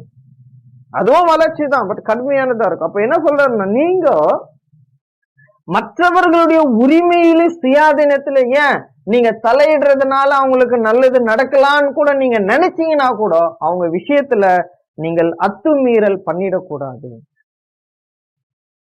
ஒரு பிரதரோ ஒரு சிஸ்டரோ ஒரு முடிவெடுத்து அதை சுதந்திரமா செய்துட்டாங்கன்னா அது நீதியா தெய்வீக நீதிக்கு இசைவா இருந்தாலும் அதுக்கு எதிராக இருந்தாலும் சரி, நாம அவங்க விஷயத்துல என்ன பண்ணிடக்கூடாதுன்னா, அவங்க எடுத்த முடிவோ அவங்களுடைய சுயாதீனத்தையோ தெய்வீக நீதி என்ன சொல்லுதுங்கிறத எடுத்து அவங்களுக்கு காண்பிக்கலாம். ஆனா மற்றபடி அவங்க விஷயத்துல அத்துமீறி அவங்கள பலவந்தம் பண்றதோ, அதை நீ பண்ணாத, நீ செய்யாத, நீ ஏன் செஞ்ச, எதுக்கு செஞ்சன்னு அவங்க விஷயத்துல போய் நிர்பந்திக்கிறதோ தலையிடுறதுக்கோ நாம் ஒருத்தருக்கும் அந்த ரைட்ஸ் இல்லை. நல்லா இது நாம புரிஞ்சுக்கணும். ஒரு சகோதரனோ சகோதரியோ சரியான முடிவோ தவறான முடிவோ அவங்க வாழ்க்கையில எடுத்திருக்கிறாங்கன்னா அதுக்கு முழு பொறுப்பாளி அவங்க தான். ஆனா அந்த முடிவுகள் தவறான முடிவுகள் எடுக்கும் போது நாம சுட்டி காண்பிக்கலாம். அது கூட தெய்வீக அன்பின் அடிப்படையில சுட்டி காட்டணும், அவங்க மேல நல்ல அக்கறையில சுட்டி காட்டணும். சரிங்களா? மற்றபடி இல்ல அவங்க அது இல்ல அவங்க அந்த முடிவு தான் எடுக்கிறாங்க, அதுதான் நடைமுறை கொண்டு வர சுதந்திரம் எடுத்திருக்கிறதா கருதுறாங்கன்னா நம்ம விட்டுடணும். அதுக்கப்புறம் அவங்களுக்கான பலன் அவங்க உண்டு, தேவன் உண்டு. ஆனா நீ என்ன சொல்றன்னா, நீங்க அவங்க விஷயத்துல அத்துமீறாதீங்க, நேரா போய் அவங்க விஷயத்துல தலையிடுறது. சில சமயங்கள்ல அடிக்கிற அளவு கூட நம்ம போயிடுவோம் சிலரை. ஏன்னா சில சமயங்கள்ல நம்முடைய பிள்ளைகள் ஒரு புது சிருஷ்டிகளா இருக்கிறாங்க, இல்ல மனைவி இருக்கிறாங்க. ஆனா அவங்க ஏதோ ஒரு அவங்க சொந்த விஷயத்துல சில உரிமை எடுத்துட்டாங்க, சில சுயாதீனத்தை சுதந்திரமா அதை செயல்பட்டுட்டாங்கன்னா கூட அவங்க விஷயத்துல அத்துமீறிட நம்ம கூடாது. ஏன்னா இது ஒரு உலகத்திலேயே ஒரு தனி மனிதனுக்கு என்ற சுயாதீனங்கள் உரிமைகள் இருக்கு. ஆனா நம்ம அதை பயன்படுத்த போறதில்லை. பட் தெய்வீக நீதியில நமக்கு வகுத்திருக்கிற உரிமைகள் சுயாதீனங்களும் பயன்படுத்துவதற்கு தான் நமக்கு அனுமதி இருக்கு. ஆனா நம்ம அதுக்கு எதிர்மாறா பயன்படுத்தினாலும் நமக்கு தண்டனைகள் இருக்கு. ஆனா நாம தனிப்பட்ட நபர்கள் சந்தர்ப்ப சூழல் மற்றவங்க விஷயத்துல எப்படி இருந்தாலும் சரி, அல்லது நம்மை சுத்தி எப்படி இருந்தாலும் சரி, ஆனா மற்றவர்கள் விஷயத்துல நாமளாக போய் சில சமயங்கள்ல அவங்க விரும்பி கேட்கலாம், ஒருவேளை என்னுடைய சூழல் இப்படி இருக்கு, நான் என்ன செய்யலாம் அப்படின் போது அப்ப நம்ம சத்தியத்தின் ரீதியில அவங்களுக்கு வழிகாட்டுதல் கொடுத்துட்டு நாம ஒதுங்கிக்கணும். ஆனா மத்தபடி நாம உள்ள போய் புகுந்து அவங்க விஷயத்துல, ஏன்னா அவங்க உரிமை என்ன, அவங்களுடைய சுயாதீனம் என்ன, இது எல்லாத்திலுமே அவங்க எடுக்க வேண்டிய ரைட்ஸ், அவங்க எடுக்க வேண்டிய சுதந்திரம், இவை எல்லாவற்றையும் நாம எடுத்துக்கிட்டு போய் அவங்க விஷயத்துல தலையிடுறது சரிங்களா? இதுக்கு அனுமதியே கிடையாது. சில சமயங்கள்ல கேட்போம் இல்லைங்களா, பிரதர் சிஸ்டர்ஸ் ஒருவேளை சாப்பிடுறதுக்கு நம்ம எல்லாம் உட்கார்ந்து இருப்போம்.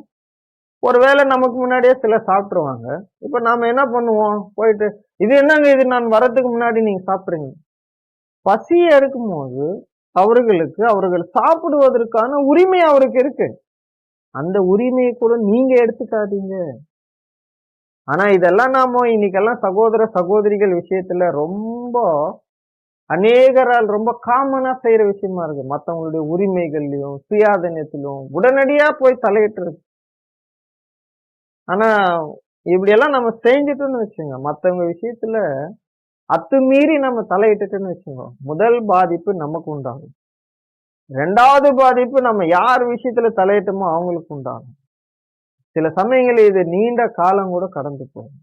ஏன்னா இது ஒரு பாவம். உங்களுடைய உடன் பிறந்தவங்களா கூட இருக்கலாம், நீங்க பெற்றெடுத்த பிள்ளைகளா கூட இருக்கலாம். அவங்களுடைய உரிமையை சுயாதீனத்திலும் என்ன பண்ணிடலாம், அத்துமீறல் செய்யக்கூடாது. மத்தபடி அவங்களுடைய உரிமை சுயாதீனம் எப்படிப்பட்டதா இருக்குதுன்றது தேவனுடைய வார்த்தையிலிருந்து சுட்டி காட்டலாம். மத்த அவங்களுடைய உரிமையை சுயாதீனத்தை நாம கையில் எடுத்துருக்கோம் இல்லைங்களா? பலவந்தம் பண்றது, கட்டாயப்படுத்துறது, நிர்பந்திக்கிறது, அப்படியே போய் அவங்கள அழுத்துறது, இதெல்லாம் செய்யறதுக்கு நமக்கு எந்த வகையிலுமே அனுமதி இல்லை. சொல்லிட்டு அத்துமீறல் பண்ணிடக்கூடாது என்று, அப்படி அத்துமீறுவது என்பது திவ்ய சித்தத்திற்கு விரோதமான தவறாக பாவமாக காணப்பட்டு, தெய்வீக சித்தம் எப்படி நம்ம விஷயத்துல வகுக்கப்படலைன்னா, நீங்க யார் விஷயத்துல வேணா நீங்க போய் தலையிடலாம், அவங்க உரிமைகளை கையில் எடுத்துக்கலாம், அவங்க சுயாதீனங்களை கையில் எடுத்துக்கலாம், அப்படிங்கறதெல்லாம் நம்ம விஷயத்துல வகுக்கப்படலை. ஏன்னா சகோதரர் ரஜுல் அவங்க இன்னொரு இடத்துல பேசும்போது என்னன்னா, தேவன் ஒரு தனி மனிதனுடைய சித்தத்தையும் சுயாதீனத்தையும் அவர் மதிக்கிறார் மீன்ஸ் என்னன்னா, அவன் விஷயத்துல போய் தலையிடுறது இல்ல, அவரா போய் தலையிடுறது இல்ல, அவன் செய்யறதுக்கு விட்டுறார். அப்படி ஒரு சாதாரண மனிதனுடைய தனித்தன்மையே தேவன் மதிக்கிறார் போது, ஒரு புது சிருஷ்டிகளுடைய தனித்தன்மைகளையும் சுயாதீனங்களும் உரிமைகளும் எந்த அளவுக்கு தேவன் மதிப்பாருங்கிறத நம்ம நினைச்சு பார்க்கிறோம். யோசிச்சு பாருங்க. தேவன் ஏன்னா அவர் ரொம்ப ஜென்ட்லஸ், அவருடைய பிள்ளைங்க தான் அவ்வளோ சீக்கிரத்துல அவர் அத்துமீற மாட்டார். சில அனுபவங்கள் நாம பெற்றுக்கொள்ளணுங்கிறதுக்காக சில அநீதி செய்தது நிமித்த தண்டனை காலங்களுக்குள்ள அனுமதிச்சிருவாரு தவிர, அவராக ஒரு செயல்ல, ஏன்னா தேவன் நம்முடைய முடிவு தவறானதா இருந்தாலும், நம்முடைய உரிமைகளும் சுயாதீனங்களும் தவறாக இருக்கிறத தேவன் கண்டிப்பா அந்த முடிவுக்குள்ளவோ அனுபவங்களுக்குள்ளவோ போகிறதுக்கு முன்னாடியே சுட்டி காட்டிடுவான். அப்படி மீறி போயிட்டா அது தண்டனைக்குரிய காலங்களாக போயிடுறோம். நாம் தேவனுடைய சிச்சையின் நிலைக்குள்ள அங்க போயிடுறோம். ஆனா என்ன சொல்றாருன்னா, நீங்க தவறு செய்தவர்களை கண்டிப்பா தேவன் மன்னிக்கிறது தண்டிக்கிறதெல்லாம் அவர் செய்வார். ஆனா அவங்க விஷயத்துல நீங்க அத்துமீறல் பண்ணாதீங்க, நீங்க போய் வாலண்டியரா தலையிடாதீங்க. ஆக்சுவலா அப்படி நீங்க செஞ்சீங்கன்னா அது நீங்க செய்யற பாவம். இது எங்கேயாவது கேள்விப்பட்டு நீங்க படிச்சிருக்கீங்களா? நம்ம எதேதோ பாவம் நினைச்சுக்கிற பாருங்க, நீங்க மத்தவங்களுடைய உரிமையில அத்துமீறலா போய் நடக்கிறீங்க பாரு, அது கூட பாவம் தான்.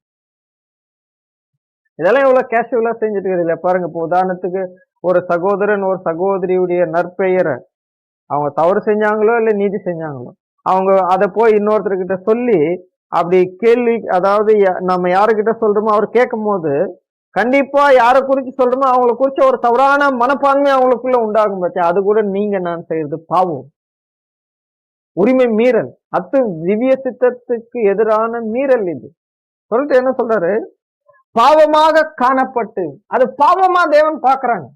மத்தவங்க விஷயத்துல நீங்க அத்துமீறி நடந்தது பாவம்.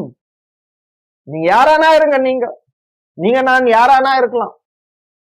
ஆனா மற்ற அது நம்முடைய மானசீக உறவோ லாபைக்குரிய உறவோ அவங்களுடைய உரிமைகளை சுயாதீனத்துல அத்துமீறல் பண்ணி இருக்கிறோம் அப்படின்னா அது நாம பாவம் செஞ்சிருக்கிறோம்.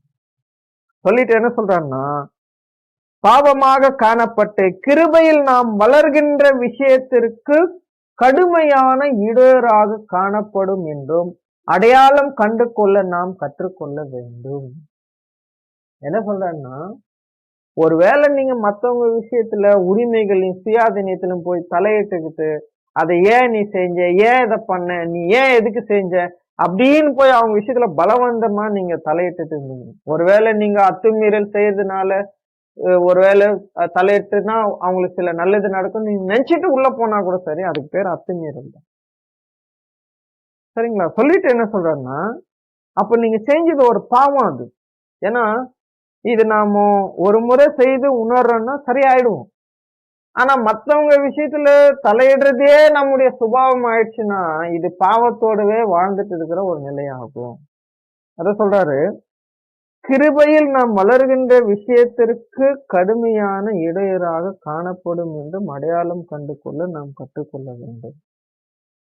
என்ன கத்துக்குங்கண்ணா இதன் மூலம்? ஒருவேளை நீங்க மற்றவங்க, ஏன்னா தேவன் உங்க விஷயத்துல பாருங்க, நீங்க ஒரு தப்பு செய்யறீங்க, நீங்க நானும் ஒரு தவறு செய்யறோம். இதை தவறுன்னு உணர்ந்து தேவனிடத்துல போய் மன்னிப்பு கேட்கிறோம். தேவனும் என்ன பண்றாரு, நம்முடைய மனம் திரும்புவதற்கு ஏதுவான இருதயத்தின் நிலைகளை தேவன் அறிந்து நமக்கு மன்னிப்பு கொடுத்துட்டு மீண்டும் நாம ஆவிக்குரிய வளர்ச்சியில முன்னோக்கி போகிறதுக்கு தேவன் என்ன பண்றாங்க, நமக்கு கிருபை செய்யறாங்க. அந்த கிருபைய தேவன் எதுக்காக நம்ம செஞ்ச பாவத்துல காண்பிச்சாருன்னா, இனிமே அந்த மாதிரி பாவம் செய்யாம நம்ம ஆவியின் கனிகளுக்குரிய வளர்ச்சியில முன்னோக்கி போகணுங்கிறதுனாலதான் அந்த கிருபையை தேவன் காண்பிக்கிறார். ஆச்சுங்களா? அந்த கிருபையை அதுக்காக தான் கொடுக்கிறார். சரிங்களா? ஆனா நாம கிருபையில நாம இனி ஏற்கனவே ஒரு பாவம் செஞ்சுட்டோம், இனி அந்த பாவம் செய்யக்கூடாதுங்கிறதுக்காக தான் தேவனே கிருபையை காண்பிக்கிறோம். ஆனா இப்ப நீங்க மேலும் மேலும் அதே பாவத்தை செய்துட்டு இருந்தீங்கன்னா, தேவன் கிருபை கொடுத்து நீங்க வளர்வதற்கு தரக்கூடிய அந்த கிருபையில நீங்க வளர்றதுக்கு நீங்க செஞ்சுட்டே இருக்கிற பாவம் தடையா இருக்கும், இடையூறா இருக்கும். நீங்க நல்லா கவனிங்க சகோதர சகோதரிகளே, நாம நம்முடைய சொந்த விஷயத்துல சரி, இல்ல மற்றவர்களும் சரி, அவங்க யோசிச்சு பார்க்கலாம். என்ன யோசிச்சு பார்க்கலாம்னா, பல ஆண்டுகளை கடந்து பல வருடங்களை, சரி இன்னைக்கெல்லாம் நம்ம பைபிள் ஸ்டூடெண்ட்டுக்கு 5 வருஷத்துக்கு மேல இது உள்ள இருக்கிறன்னு சொல்லிக்கிறதுலயே ஒரு பெருமை இருக்குது. 5 வருஷம் 10 வருஷம் 15 20 இத சொல்லிக்கிறதுல எல்லாம் பெருமை இருக்குது, ஒரு மெச்சிக்கிற தன்மை இருக்குது. ஆனா என்ன சொல்றாருன்னா, இத்தனை வருடங்கள் நாம கடந்த சிலர்கிட்ட பார்த்தோம்னா ஆவிக்குரிய கனிகள் தென்படுவது அபூர்வமா இருக்கும். சில சமயங்கள் நம்ம இடத்துல பாக்குறவங்க யோசிப்பாங்க, இவ்வளவு வருஷம் ஆச்சுன்றாரு இந்த பிரதர் சிஸ்டர், ஆனா அந்த ஆவிக்குரிய கனிகள் விஷயத்துல ஒண்ணுமே தெரியலையே அவங்க சொல்லுவாங்க. சில சமயங்கள நாம மற்றவர்களை பார்க்க சொல்ல, இவ்வளவு வருஷம் ஆகுது எங்கள் இடத்துல இதை பார்க்கவே முடியல. ஏன்னா இவங்க ஏதோ ஒரு பாவத்தோட பல ஆண்டுகளை பிரயாணம் பண்ணிட்டே போயிட்டு இருக்கிறாங்க. இதனாலதான் வளர்ச்சி இல்லை. ஏன்னா இங்க என்ன சொல்றாருன்னா, இது நீங்க என்ன நினைச்சீங்கன்னா மத்தவங்க விஷயத்துல அத்துமீறது மட்டும் பாவம் இல்லை, எந்தெந்த விஷயத்துல எல்லாம் நாம அத்துமீறி மத்தவங்க விஷயத்துல நடக்கிறோமோ அதெல்லாம் பாவம் தான். இப்ப அந்த பாவத்தோடவே நாம பிரயாணம் போயிட்டே இருக்கும்போது அங்க ஆவிக்குரிய வளர்ச்சிக்கு வாய்ப்பே இல்லை. ஏன்னா நாம கிருபையில வளர்றதுக்கு அந்த பாவம் இடையூறாவே இருக்கும். ஏன்னா தேவன் ஒரு தடவை கிருபை கொடுக்கிறார், ஒரு பாவம் நீங்க செஞ்சிட்டு கிருபை கொடுக்கிறாருன்னா திரும்ப அந்த பாவத்தை செய்யக்கூடாது. அதுதான் கிருபையின் வளர்ச்சி. ஆனா திரும்ப நீங்க செய்றீங்கன்னா அந்த கிருபை என்ன பண்ணாது, பலன் அளிக்காது நம்முடைய விஷயத்துல. இதையோ நீங்க கற்றுக்கொள்ளுங்க. பாருங்க. அப்போ இந்த மாதிரி பாவம் நாம செய்துட்டு இருக்கிறோமா மத்தவங்க விஷயம்? இப்ப பாருங்க, நீங்க நேர்ல தான் ஒருவருடைய உரிமை செய்யாத நேரத்துல தலையிடுறது அத்துமீறல் இல்லை, உங்க கண்ணு முன்னாடி அவங்க இல்லைன்னா கூட சரி. ஆனா அவங்க விஷயத்த குறிச்சு ஒரு அளவுக்கு மேல மற்றவங்க கிட்ட பேசிட்டு இருக்கீங்க பாத்தீங்களா, அது கூட அத்துமீறல் தான். இந்த பாவம் எல்லாம் யார் செய்ய முடியும்? நமக்கு மத்தியில இருக்கிற எல்லாருமே செய்ய முடியும். மூப்பர்கள், உதவிக்காரர்கள், பிரசங்கியாளர்கள் எல்லாருமே செய்ய முடியும். இதெல்லாம் ஏதோ ஒரு குறிப்பிட்ட நபர்ன்றது எல்லாம் கிடையாது. நம்ம எல்லாரும் எல்லா விஷயங்களும் தவறுகிறவங்க சத்தியம். அப்போ நீங்க இது கூட செக் பண்ணலாம், இன்னும் இது ஆவிக்குரிய வளர்ச்சியே காண ஏதோ ஒரு பாவத்தோட ஜேர்னி ஆயிட்டு இருக்கு, பிரயாணம் போயிட்டு இருக்கு. அதான் சொல்ல, சிலருக்கெல்லாம் பாத்தீங்கன்னா இவ்வளோ வருஷம் வளர்ச்சின்னா, அவர் ஆரம்பத்துல பார்க்கும் போது மற்றவங்க கிட்ட என்ன குற்றம் சாட்டுற ஒரு சுபாவத்தை காண்பிச்சாரோ 15-20 வருஷம் கழிச்சு அதே சுபாவத்தை காட்டுக்கிறார். இல்ல நம்ம பார்ப்போம் இல்ல சிலர், இல்லைன்னா நம்ம விஷயத்துல மத்தவங்க சொல்லுவாங்க, இல்ல ஆரம்பத்துல பார்த்த மாதிரியே தான், ஆக்சுவலா அதெல்லாம் ஆவிக்குரிய வளர்ச்சியினுடைய பின்னடைவுகள். வளர்ச்சி போகாமல் இருக்குது. அப்ப நீங்க அதெல்லாம் ஒரு பாவம். அந்த பாவத்தோடவே நம்ம ஜேர்னி ஆயிட்டு இருக்குன்னா வளர்ச்சி இருக்காது. ஆனா நம்ம எல்லாம் ஸ்பீக்கர் ஆயிடலாம், சபையினுடைய மூப்பர் ஆயிடலாம், உதவிக்காரர் என்ன வேணா ஆயிடலாம். ஆனா அந்த கனிகளுடைய விஷயத்துல வளர்ச்சியே இருக்கு. அப்ப அதான் சொல்றாரு, இடையூறா இருக்கும். இதை முதல்ல கற்றுக்கொள்ளுங்க நீங்க. இப்படி எல்லாம் இருக்கா சத்தியம்? நம்முடைய உரிமை மற்றவங்க விஷயத்துல பயன்படுத்துதல இந்த அளவெல்லாம் நமக்கு இருக்கா?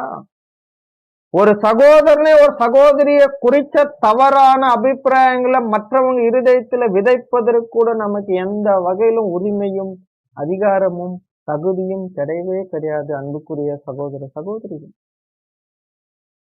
மத்தியில் இல்லாதவரை குறித்து தவறாக அது கூட அத்துமீறல் தான். அதுவும் அத்துமீறல் தான். நல்லா யோசிச்சு பாருங்க. நம்முடைய எப்பவுமே நல்லா நாம புரிஞ்சுக்கலாம், நம்முடைய ஆவிக்குரிய வளர்ச்சிக்கு முதல் தடையே எதுன்னா, நம்ம பொதுவா என்ன சொல்லுவோம், ஐயோ சாத்தானு, நம்ம சொந்த மாம்சம், உலகம். அப்படி கிடையாது. முதல்ல நம்முடைய ஆவிக்குரிய வளர்ச்சிக்கு முதல் தடையே நாம தான். ஏன்னா நம்முடைய இருதயத்தின் நிலை, நம்முடைய மனநிலை எப்படி இருக்குதுங்கிறத ஆராயாம காணாம ஆழ்ந்து பார்க்காம போகிறதுனால மற்ற விஷயத்துல எல்லாம் நம்ம வெகு சுலபமா போய் தலையிட்டு போயிட்டே இருப்போம். இதெல்லாம் அத்துமீறல் சகோதர சகோதரிகள். பாருங்க, இந்த மாதிரி செய்து நம்முடைய ஆவிக்குரிய வளர்ச்சிக்கே பின்னடைவு உண்டாக்குது. சரிங்களா? இப்ப அடுத்து இது அடையாளம் நீங்க கண்டு கொண்டுட்டீங்களா? சொல்லிட்டு என்ன சொல்றாருன்னா, இரண்டாவதாக நீதிக்கு அடுத்தபடியாக அன்பை திவ்ய வரிசையில் முக்கியமானதாக கருதிடுவதற்கு நாம் கற்றுக்கொள்ள வேண்டும். பாருங்க, ஒவ்வொரு விஷயமா நீங்க முதல்ல கற்றுக்கொள்ளுங்கன்ற. பாருங்க, இப்போ நம்ம என்ன பண்ணக்கூடாது தெரியுமா? நிறைய பேரு நம்ம என்ன பண்ண தெரியுங்களா, கொஞ்சம் சத்தியத்தினுடைய அறிவை பெற்றுக்கொண்டாலே ரொம்ப ஆடிடுவோம். எனக்கு எல்லாம் தெரியுன்ற மாதிரி நினைச்சுப்போம். ஏன்னா எனக்குமே உங்களுக்கு ஒரு உலகத்துல ஒரு பழமொழி சொல்லுவாங்க இல்லைங்களா, அதாவது நிறைகுடம் அலம்பாது, அரைகுடம் தான் என்ன ஆயிட்டு இருக்கும், அப்படியே அலம்பிக்கிட்டே இருக்கும். ஆனா முதல்ல நாம அத சொல்வாரு, நாம முதல்ல ஒரு சத்தியத்தை, ஒரு ஆவிக்குரிய குணலட்சணங்கள் சார்ந்த விஷயங்களை பேசுறதுக்கு முன்னாடி முதல்ல நாம கத்துக்கணும். முதல்ல என்ன சொல்றாரு, உங்க உரிமை என்னன்னு கற்றுக்கொள்ளுங்க. அது எவ்வளவு இருக்கு, மற்றவங்க விஷயத்தில் மற்றவங்க உரிமைகள் என்னன்னு கற்றுக்கொள்ளுங்க, அதையும் நீங்க கற்றுக்கொள்ளுங்க. அடுத்து உங்க விஷயத்துல எப்படி நீதியா நடக்கணும், மற்றவங்க விஷயத்துல எப்படி, அதையும் நீங்க கற்றுக்கொள்ளுங்க இல்லைங்களா? சொல்லிட்டு அடுத்து என்ன சொல்றாரு, இந்த அத்துமீறல் விஷயத்துல தெய்வீக சித்தத்துல உங்களுக்கு என்ன இல்ல, அனுமதி இல்ல, அதையும் நீங்க கற்றுக்கொள்ளுங்க. அப்படி ஒருவேளை நீங்க செஞ்சீங்கன்னா நீங்க கிருபையில வளர்வதற்கு அந்த பாவமும் மற்ற விஷயத்துல நீங்க அத்துமீறல் தடையா இருக்கு, இதெல்லாம் நீங்க கற்றுக்கொள்ளுங்க.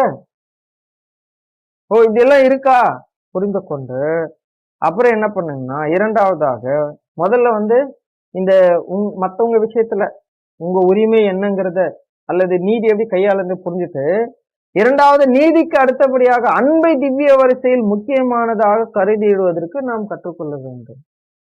ஃபர்ஸ்ட் நீதி எல்லாத்துலயும் சரியா செய்யறதுக்கு பார்க்கணும்.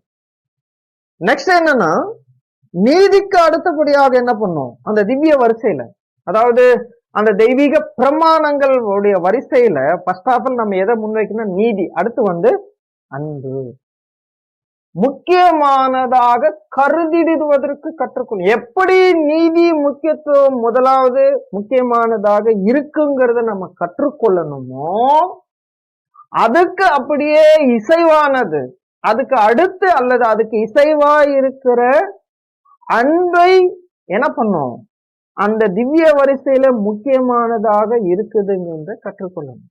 ஏன் இது பேச வேண்டிய அவசியம் இருக்குன்னா, நம்ம என்ன பண்ணுவோம்னா, நீதி எதுன்னு கத்துக்கிட்டோம்னா நீதியே புடிச்சுக்குவோம். ஆனா அந்த நீதிக்கு இசைவா அதோட பின்னி பிணைந்த அடுத்தது என்ன இருக்குன்னா, அன்புன்னு ஒண்ணு இருக்கு இல்லையா? அதையும் நீங்க கற்றுக்கொள்ளுங்க. நீதியேயும் அது என்ன சொல்லிட்டா, நீதியோட கூடிய அன்பை செய்வதற்கு கற்றுக்கொள்ளுங்கள். ஒருவேளை நமக்கு புரியுற மாதிரி இந்த சத்தியத்தை எடுத்துக்கிட்டா, நீதியோட கூடிய அன்பை மற்றவர்கள் விஷயத்துல காண்பிப்பதற்கு கற்றுக்கொள்ள வேண்டும். சரிங்களா? சொல்லிட்டு என்ன சொல்றேன்னா, கற்றுக்கொள்ள வேண்டும். அன்பு என்று குறிப்பிடைகள். இப்போ ஒருவேளை அன்பு என்று சொல்லும் போது, ஏன்னா பொதுவா பல வகையான அன்பு இருக்கு இல்லைங்களா? அநேக அன்புகள் இருக்கு. ஆனா நீங்க என்ன பண்ணிடக்கூடாதுன்னா, அன்புன்னும் போது இந்த உலகத்துல மனிதர்கள் மத்தியில, மிருகங்கள் மத்தியில இருக்கிற இந்த அன்பை எல்லாம் என்ன பண்ணிடக்கூடாது, இங்க எடுத்துட்டு வந்துடக்கூடாது. அதாவது என்ன சொல்றேன்னா, அன்பு என்று குறிப்பிடையில் அது காதலையோ மென்மையான உணர்வுகளிலே குறிப்பிடாமல், அதாவது சாதாரண மனிதர்கள் மத்தியில இருக்கிற அன்பு, என்ன சொல்றோம், இதெல்லாம் ஒரு விதமான ஹியூமன் எமோஷனல், ஒரு மனிதர்களுடைய உணர்ச்சி வசங்கள்.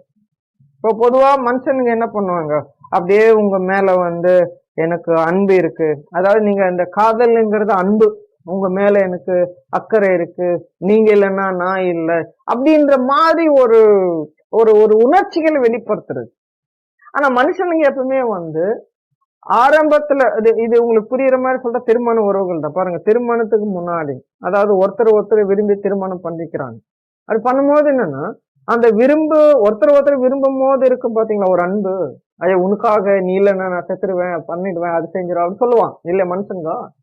ஆனா உயிரே கொடுக்கறே சொல்லுவாரு. அந்த வார்த்தை நம்பி அந்த பொண்ணோ பையனோ என்ன பண்ணுவாங்கன்னா, எவ்வளவு எதிர்ப்புகள் எல்லாம் இருந்து அந்த திருமணம் செஞ்சுக்குவாங்க. ஆனா செஞ்சு கொஞ்ச காலங்கள், ஒரு சில மாதங்கள், ஒரு சில வருடங்கள் கடக்கும் போது, என் உயிர் ஏன் எடுக்கிறேன்னுவாங்க இல்லையா? அப்போ ஒருத்தர் பேசிக்குவாங்க, என்ன நீ காதல் செய்யும் போது என் மேல இவ்வளவு அன்பு இருக்கு, நீ எனக்காக இதை செய்வேன் அதை செய்வேன் சொன்னியே, ஆனா இப்ப அதெல்லாம் இல்லையே. ஆக்சுவலா இது ஒரு ஹியூமன் எமோஷனல். இது ஸ்டாண்டர்டு கிடையாது. இது எப்ப வேணாலும் மாறும்.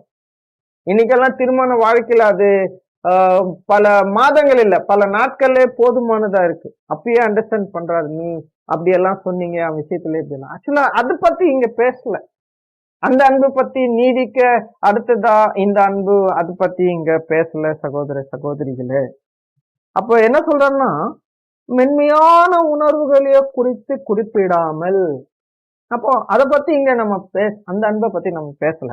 மாறாக நம்முடைய பரலோக தந்தையினிடத்திலும் நமது கர்த்தராக இயேசுவினிடத்திலும் வெளிப்பட்டதாக நாம் பார்க்கின்ற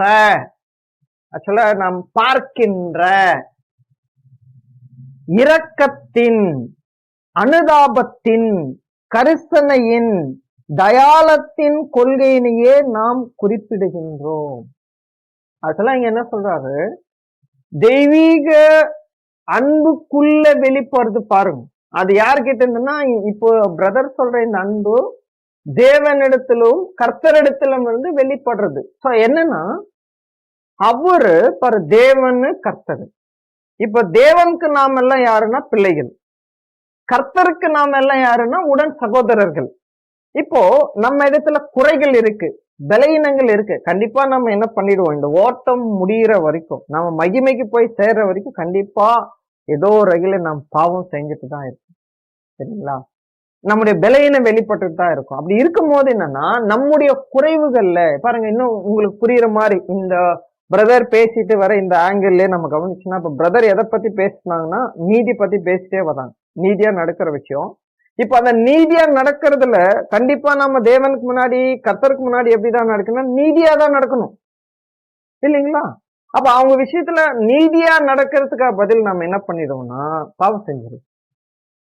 அப்படி தேவனுக்கு முன்னாடி கர்த்தருக்கு முன்னாடி நீதியா நடக்கிறதுல இருந்து நாம தவறிறோம் அப்படின்னா, ஒரு பாவத்தை செஞ்சிடறோம்னா, நம்ம விஷயத்துல அவங்க என்ன பண்ணும், நீதியை தான் கையாளணும். கண்டிப்பா தேவன் நீதி கையாளுறாங்க தான்.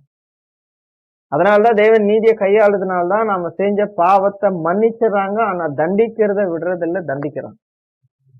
இப்ப என்னன்னா, நீதி தவறன தேவனுடைய பிள்ளையாகிய ஒரு புது சிருஷ்டி, நீதி செய்ய தவறன கர்த்தருடைய சகோதரன் சகோதரியாகிய ஒரு புது சிருஷ்டி, அவங்க முன்னாடி இப்படி பாவம் செஞ்சுட்டு நிற்கும் போது அவங்க மீது தேவனும் கர்த்தரும் என்ன செய்யறாங்கன்னா, இரக்கம், அனுதாபம், கரிசனை, தயாளம் காண்பிக்கிறாங்க. இதுதான் நம் மீது இருக்கிற தேவனுடைய கர்த்தருடைய கொள்கை. ஆக்சுவலா நம்ம மேல அவங்க இரக்கம் காண்பிக்கிறாங்க. ஐயோ செய்துட்டாங்களே, அவங்க விலையினும் குறை அனுதாபம் வருத்தப்படுறாங்க. ஐயோ என் சகோதரன் என் பிள்ளை செய்துட்டாங்க. கரிசனை அக்கறை இருக்கு, அவங்களை எப்படியாவது இதுல இருந்து மீட்டு எடுக்கணும், பழைய நிலைக்கு அவங்கள கொண்டு வரணும். அதுல ஒரு பெரிய மனசு தயாளம் காண்பிக்கிறாங்க, ரெண்டு பேருமே காண்பிக்கிறாங்க. சோ இந்த கொள்கையிலேயே நாம் குறிப்பிடுது, இது பேர் தான் லவ், இதுதான் அன்பு.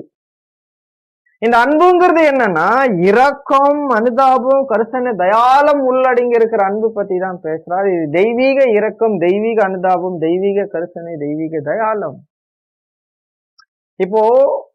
இப்போ ஏன் இதை காண்பிக்கிறாருன்னா, இப்போ நீங்க மத்தவங்க விஷயத்துல நீதி கையாளணும் போது, நீதியா நடக்கணும் போது, அந்த நீதியோட கூடிய அன்பையும் அவங்க விஷயத்துல நீங்க இப்ப காண்பிக்கணும். ஏன்னா தேவனும் கர்த்தரும் நம்ம விஷயத்துல காண்பிக்கிறாங்க. இன்னைக்கு நாமும் இந்த அழைப்புல இன்னும் நிலைநிறுத்தப்பட்டு இருக்கிறோம்னா, இதுவரை நீங்க யோசிச்சு பாருங்க. நாம இந்த பாடம் ஒருவேளை நம்ம கேட்டுட்டு இருக்கிற இந்த தருணத்துல சகோதரனா சகோதரியா நாம இருந்துட்டாலும் பல வருடங்கள் இந்த அழைப்புல நாம கடந்து வந்திருக்கிறோம், பல வருடங்கள். ஆனா இன்னும் இந்த அழைப்பிலே நாம நிக்கிறோம். ஆனா அநேக பாவங்களை செய்துட்டு வந்துதான் நிக்கிறோம். ஆனா நிக்கிறோம்னா என்னன்னா, தேவன் கிட்ட இருந்தும் கர்த்தர் கிட்ட இருந்தும் வெளிப்பட்ட அந்த இரக்கம், அனுதாபம், அதுதான் நம்மளை இன்னும் நிக்க வச்சிருக்கு. சரிங்களா? சோ அதை ஏன் சொல்லிட்டு என்ன சொல்றாருன்னா, குறிப்பிடுகின்றோம், நாம் கர்த்தரில் வளருகையிலும் அவரில் பலப்பட்டு இருக்கையிலும் நம் வளர்ச்சியானது அவருடைய குணலட்சணத்தினுடைய இந்த அம்சங்களின் அடிப்படையில் காணப்பட வேண்டும். எந்த குணலட்சணத்தின் அடிப்படையில? இந்த அம்சங்களின் அவரது இந்த அம்சங்களின் இந்த அம்சம் எதை சொல்றாருன்னா, அந்த மேல பேசி இருக்கிறார் பாருங்க, இரக்கம், அனுதாபம், கரிசனை, தயாளம். இந்த குணலட்சணங்களை நீங்க இதுதான் கர்த்தருக்குள்ள வளருது, இதுதான் கர்த்தருக்குள்ள பலப்படுறது. நம் வளர்ச்சியானது அவருடைய குணலட்சணத்தினுடைய இந்த அம்சங்களின் அடிப்படையில காணப்படுது. இப்ப நீங்களும் இதே மாதிரி மனோபாவம் உடையவர்களாக மற்றவங்க விஷயத்துல நடந்துக்கணும்ன்ற, மற்றவங்க உங்க விஷயத்துல நீதி தவறும் போது, மற்றவங்க உங்க விஷயத்துல நீதின்படி நடக்காத போது, இல்ல ஒருவேளை அவங்க இன்னொருத்தர் விஷயத்துல கூட அநீதியா நடந்துட்டு இருக்கு, ஆனா குறிப்பா உங்க விஷயத்துல அப்படி நடந்திருக்கும் போது நீங்க என்ன செய்யணும்னா, அந்த உங்களுக்கு எதிராக அநீதி செய்தாங்க இல்லையா, முதல்ல அவங்க நிலைய பார்க்கணும். இது பலவீனமா, அறியாமையில செய்தாங்களா, இல்ல சாத்தானுடைய தூண்டுதல்ல செய்தாங்களா? நல்லது. அவங்க எந்த நிலையில இருந்து அந்த பாவம் செஞ்சாங்கன்னு நீங்க உணர்ந்துட்டீங்கன்னா வெகு சுலபமா உங்களிடத்துல இருந்து இந்த கர்த்தருடைய மனோபாவம் வெளிப்படணும். இல்ல ஒருவேளை உங்களுக்கு அது அப்படி வெளிப்படலைன்னா புரிந்து கொள்ளுங்க, நீங்க இன்னும் கர்த்தருடைய சாயல்ல வளர்ச்சி அடையல.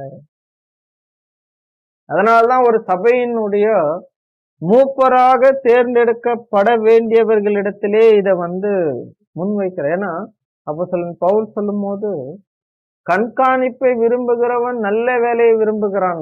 அந்த இடத்துல ரசல் அவங்களுடைய கமாண்ட்ரி போய் நம்ம பார்த்தோன்னா என்ன சொல்லுவாருன்னா, கர்த்தருடைய மனநிலைய போல இருந்து அவருடைய மந்தைகளை நடத்தணும்னு விரும்புறாங்க பாரு, அவருடைய மனநிலையில இருந்து. அப்படிப்பட்டவர்களை தான் நீங்க தேர்ந்தெடுக்கணும்.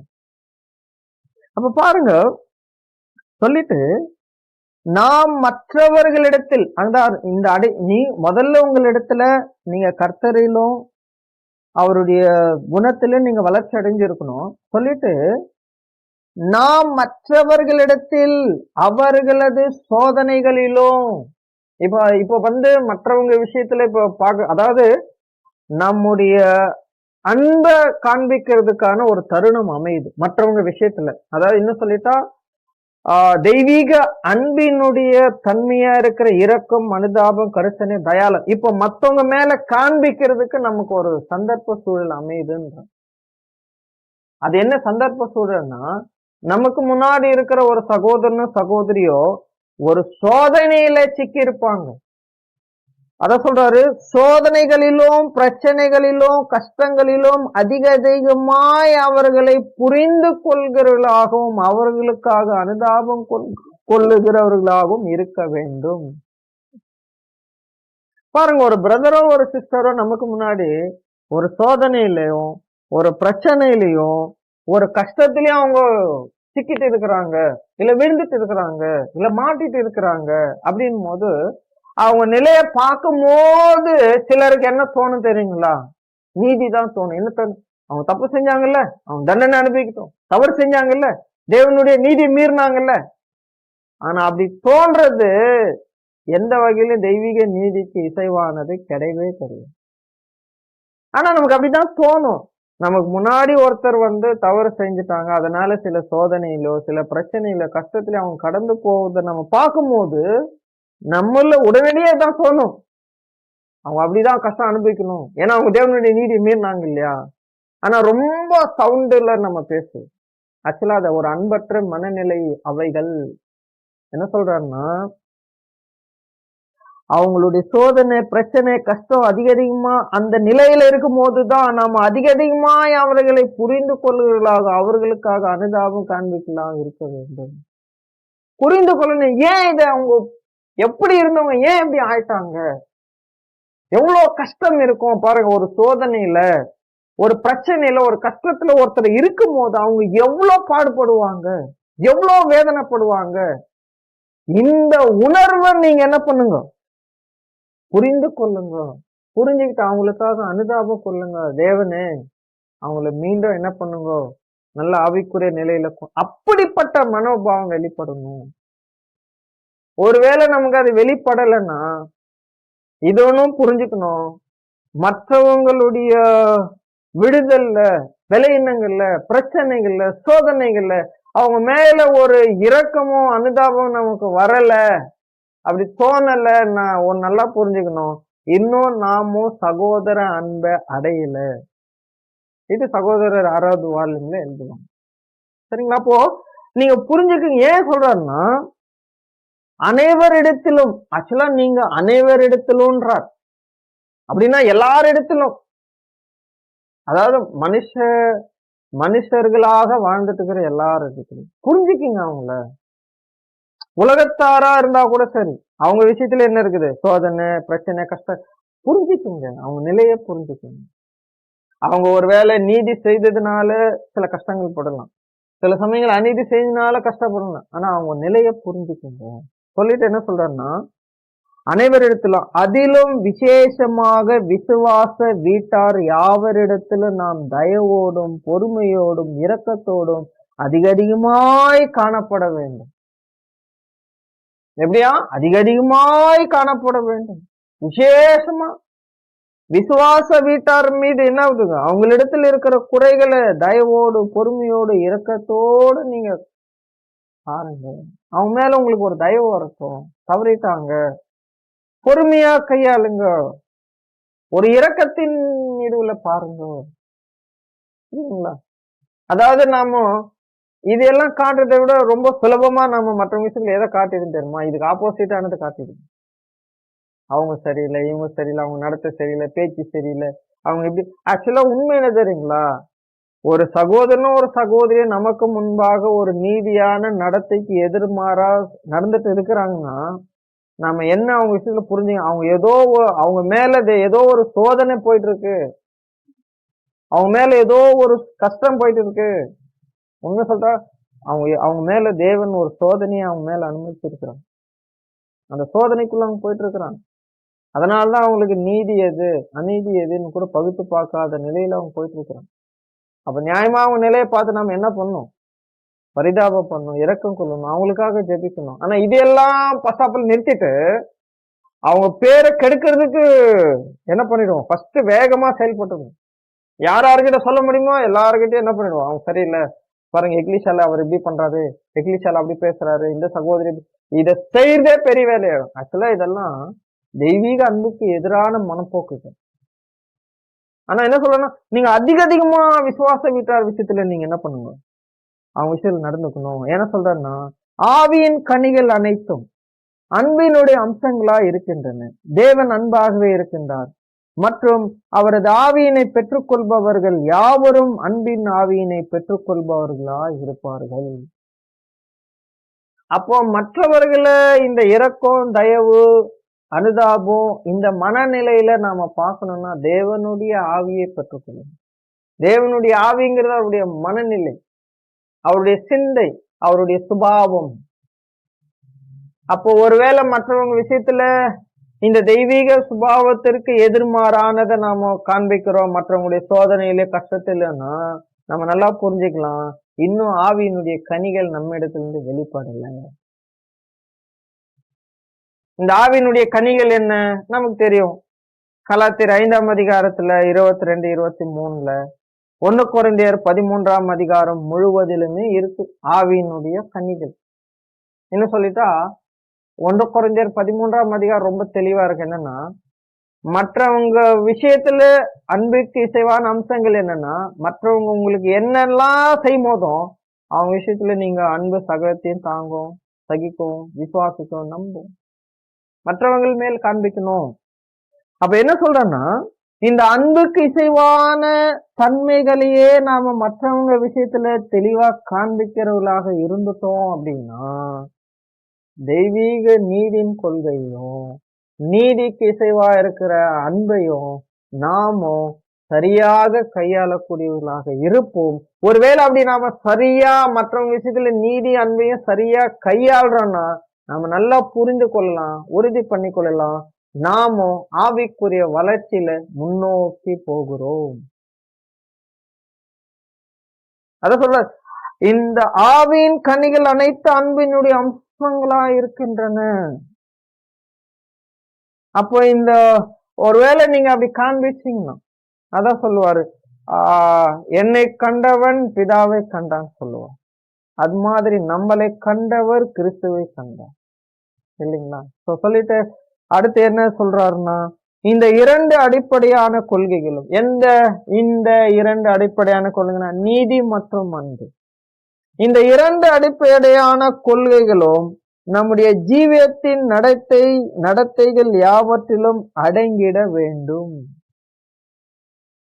ஆக்சுவலா பாத்தீங்களா, அதாவது என்னன்னா, நம்முடைய வாழ்க்கையே இதன் மேல அமைத்து கொண்டு இருக்க வேண்டும்.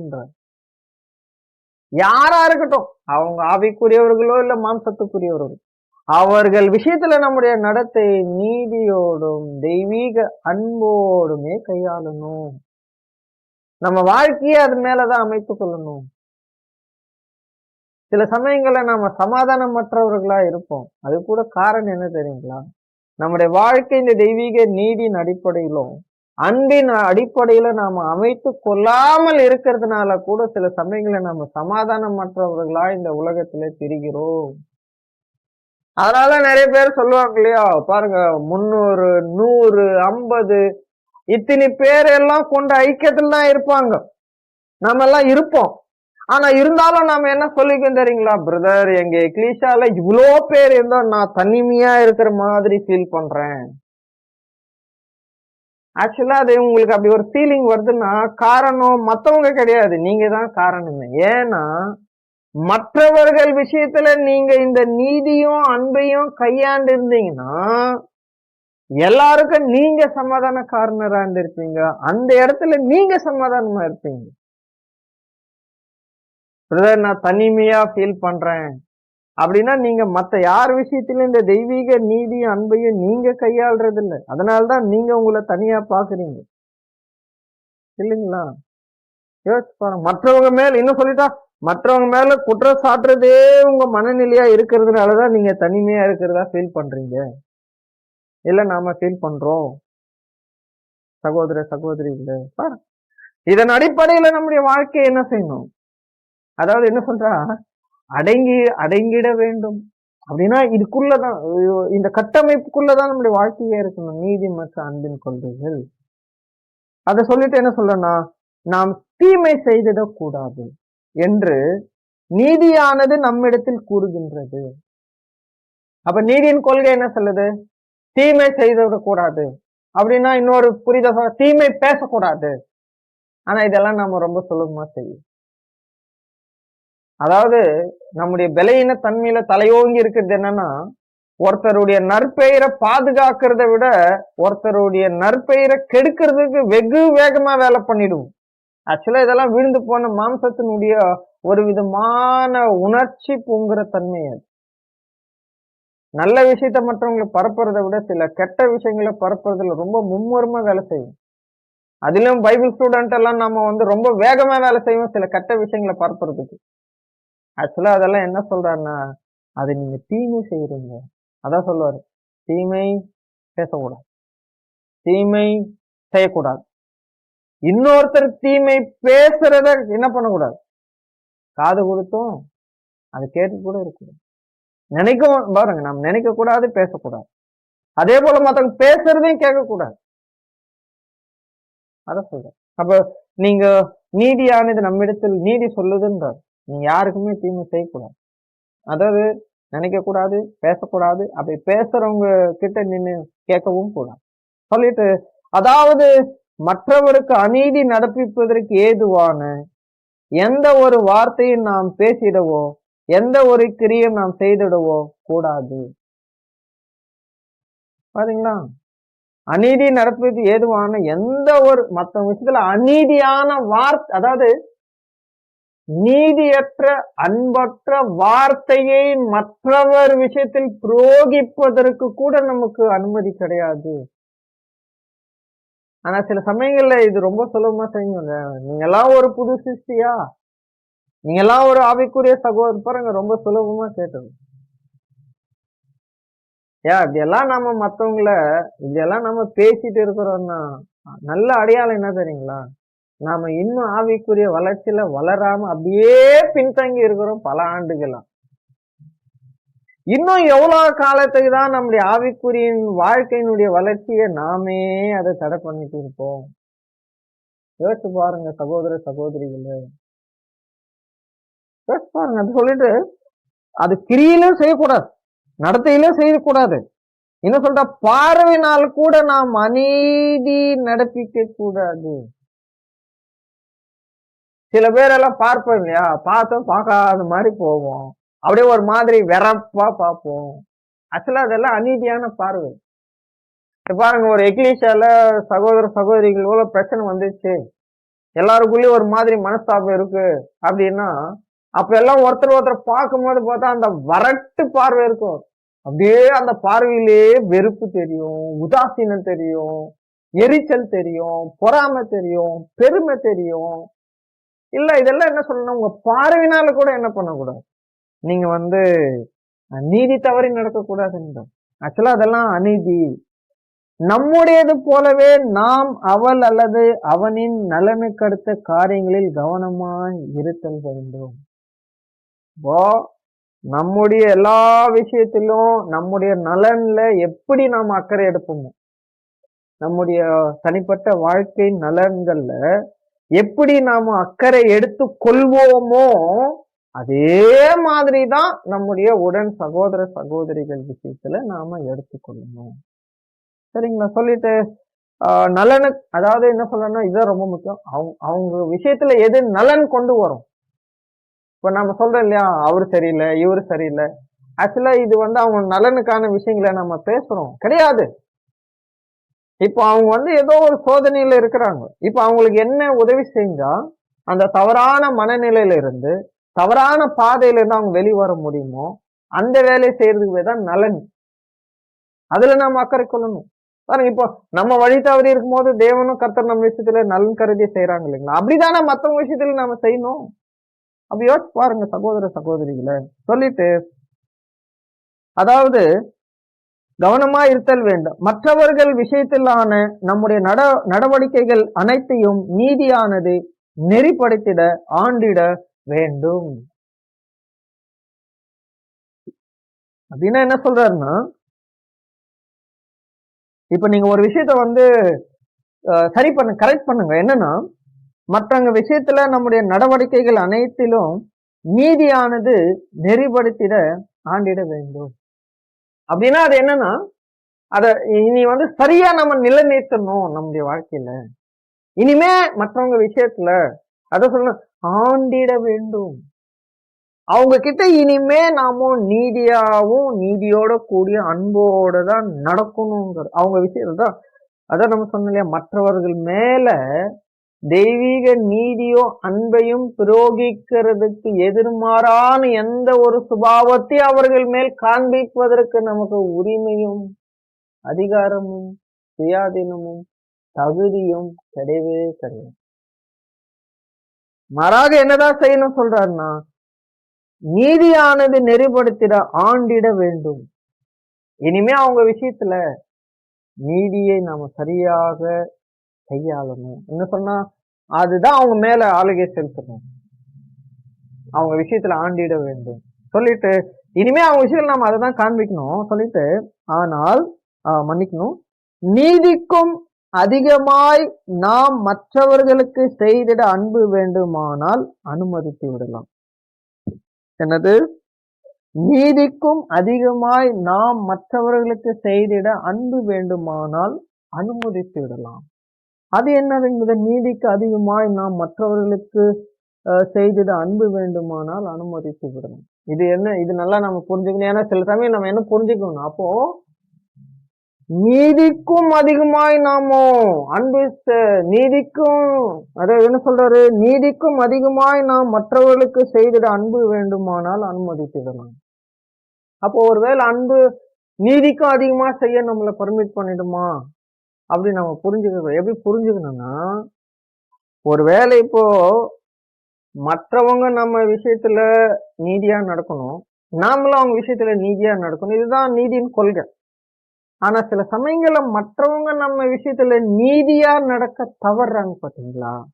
மற்றவங்க நம்ம விஷயத்துல நீதியா நடக்க தவறும் போது அவங்களிடத்துல நாம நீதியை மாத்திரம் பிடிச்சிட்டு நிக்க கூடாது. என் விஷயத்துல இப்படி தவறிட்டாங்க, இப்படி எல்லாம் செஞ்சுட்டாங்க, பண்ணிட்டாங்க, அப்படி நிக்காம அவங்க மேல நாம அனுதாபம் கொள்கிறோம் பாத்தீங்க. அந்த இடத்துல என்னன்னா, நமக்கான நீதியினை நாம ஒதுக்கிட்டு அவங்களுடைய குறைவுகள்ல இரக்கத்தையும் அனுதாபத்தையும் தயாளத்தையும் நம்ம காட்டுகிறோம் பாத்தீங்கன்னா, அதுதான் சொல்றார். அப்போ நீதிக்கும் அதிகமாய் நாம்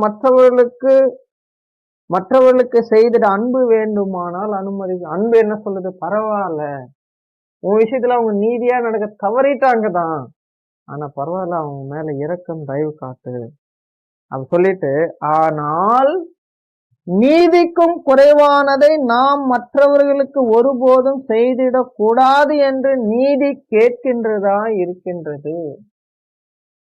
ஆனா இப்ப நீதி என்ன சொல்லுதுன்னா, நமக்கு இத பாருங்க, உங்க விஷயத்துல அவங்க நீதியா நடக்கல, உங்க விஷயத்துல தவறு செய்துட்டாங்க, ஆனா அவங்க விஷயத்துல நீங்க அன்புதான் காட்டணும், மாறாக அவங்க விஷயத்துல நீங்க நீதியே பிடிச்சிட்டு நிக்கிறதோ இல்ல அவங்களுக்கு அநீதி செய்யறதோ கூடாது அப்படின்னு நீதி சொல்லுது.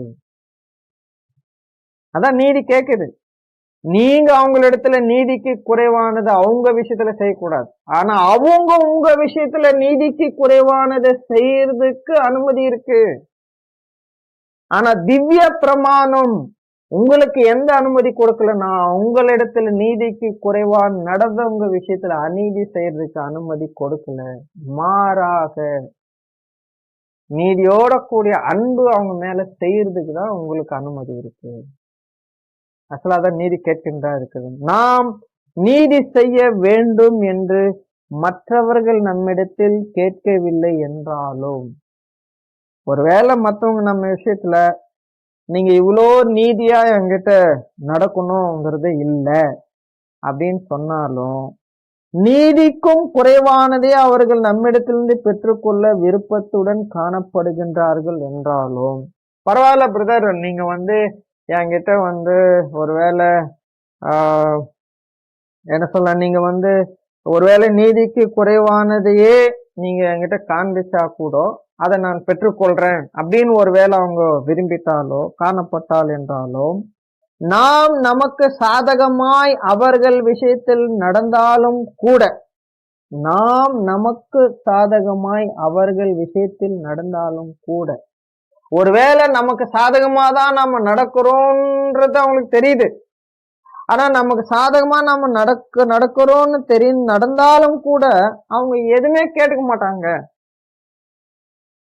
எனக்கு சாதகமா நான் நடந்தா கூட அவங்க ஒன்றும் கேட்டுக்க மாட்டாங்க அப்படின்ற மனநிலையில அவங்க இருந்துட்டாலும், ஒருவேளை அவங்க அவர்கள் ஏதும் கூற மாட்டார்கள், எதுவும் தப்பா கூற மாட்டார்கள் என்றாலும்,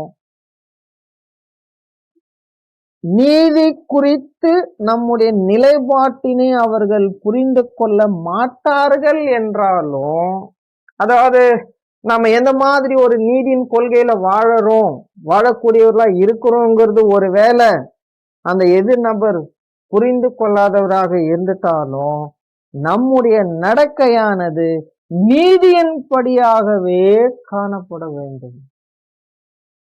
அவங்க நீதி கேட்க போறது இல்ல, நீதி செய்யுங்கன்னு சொல்ல போறது இல்ல நமக்கு சாதகமா தான் நடக்கிறோம்னு அவங்க தெரிஞ்சுட்டு அதை எதையும் கேட்காம இருந்துட்டாலும் சரி, நாம எப்படிப்பட்ட நீதியின் கொள்கை உடையவர்களா வாழ்றோம்னு அவங்க தெரியாதவர்களா இருந்தாலும் சரி.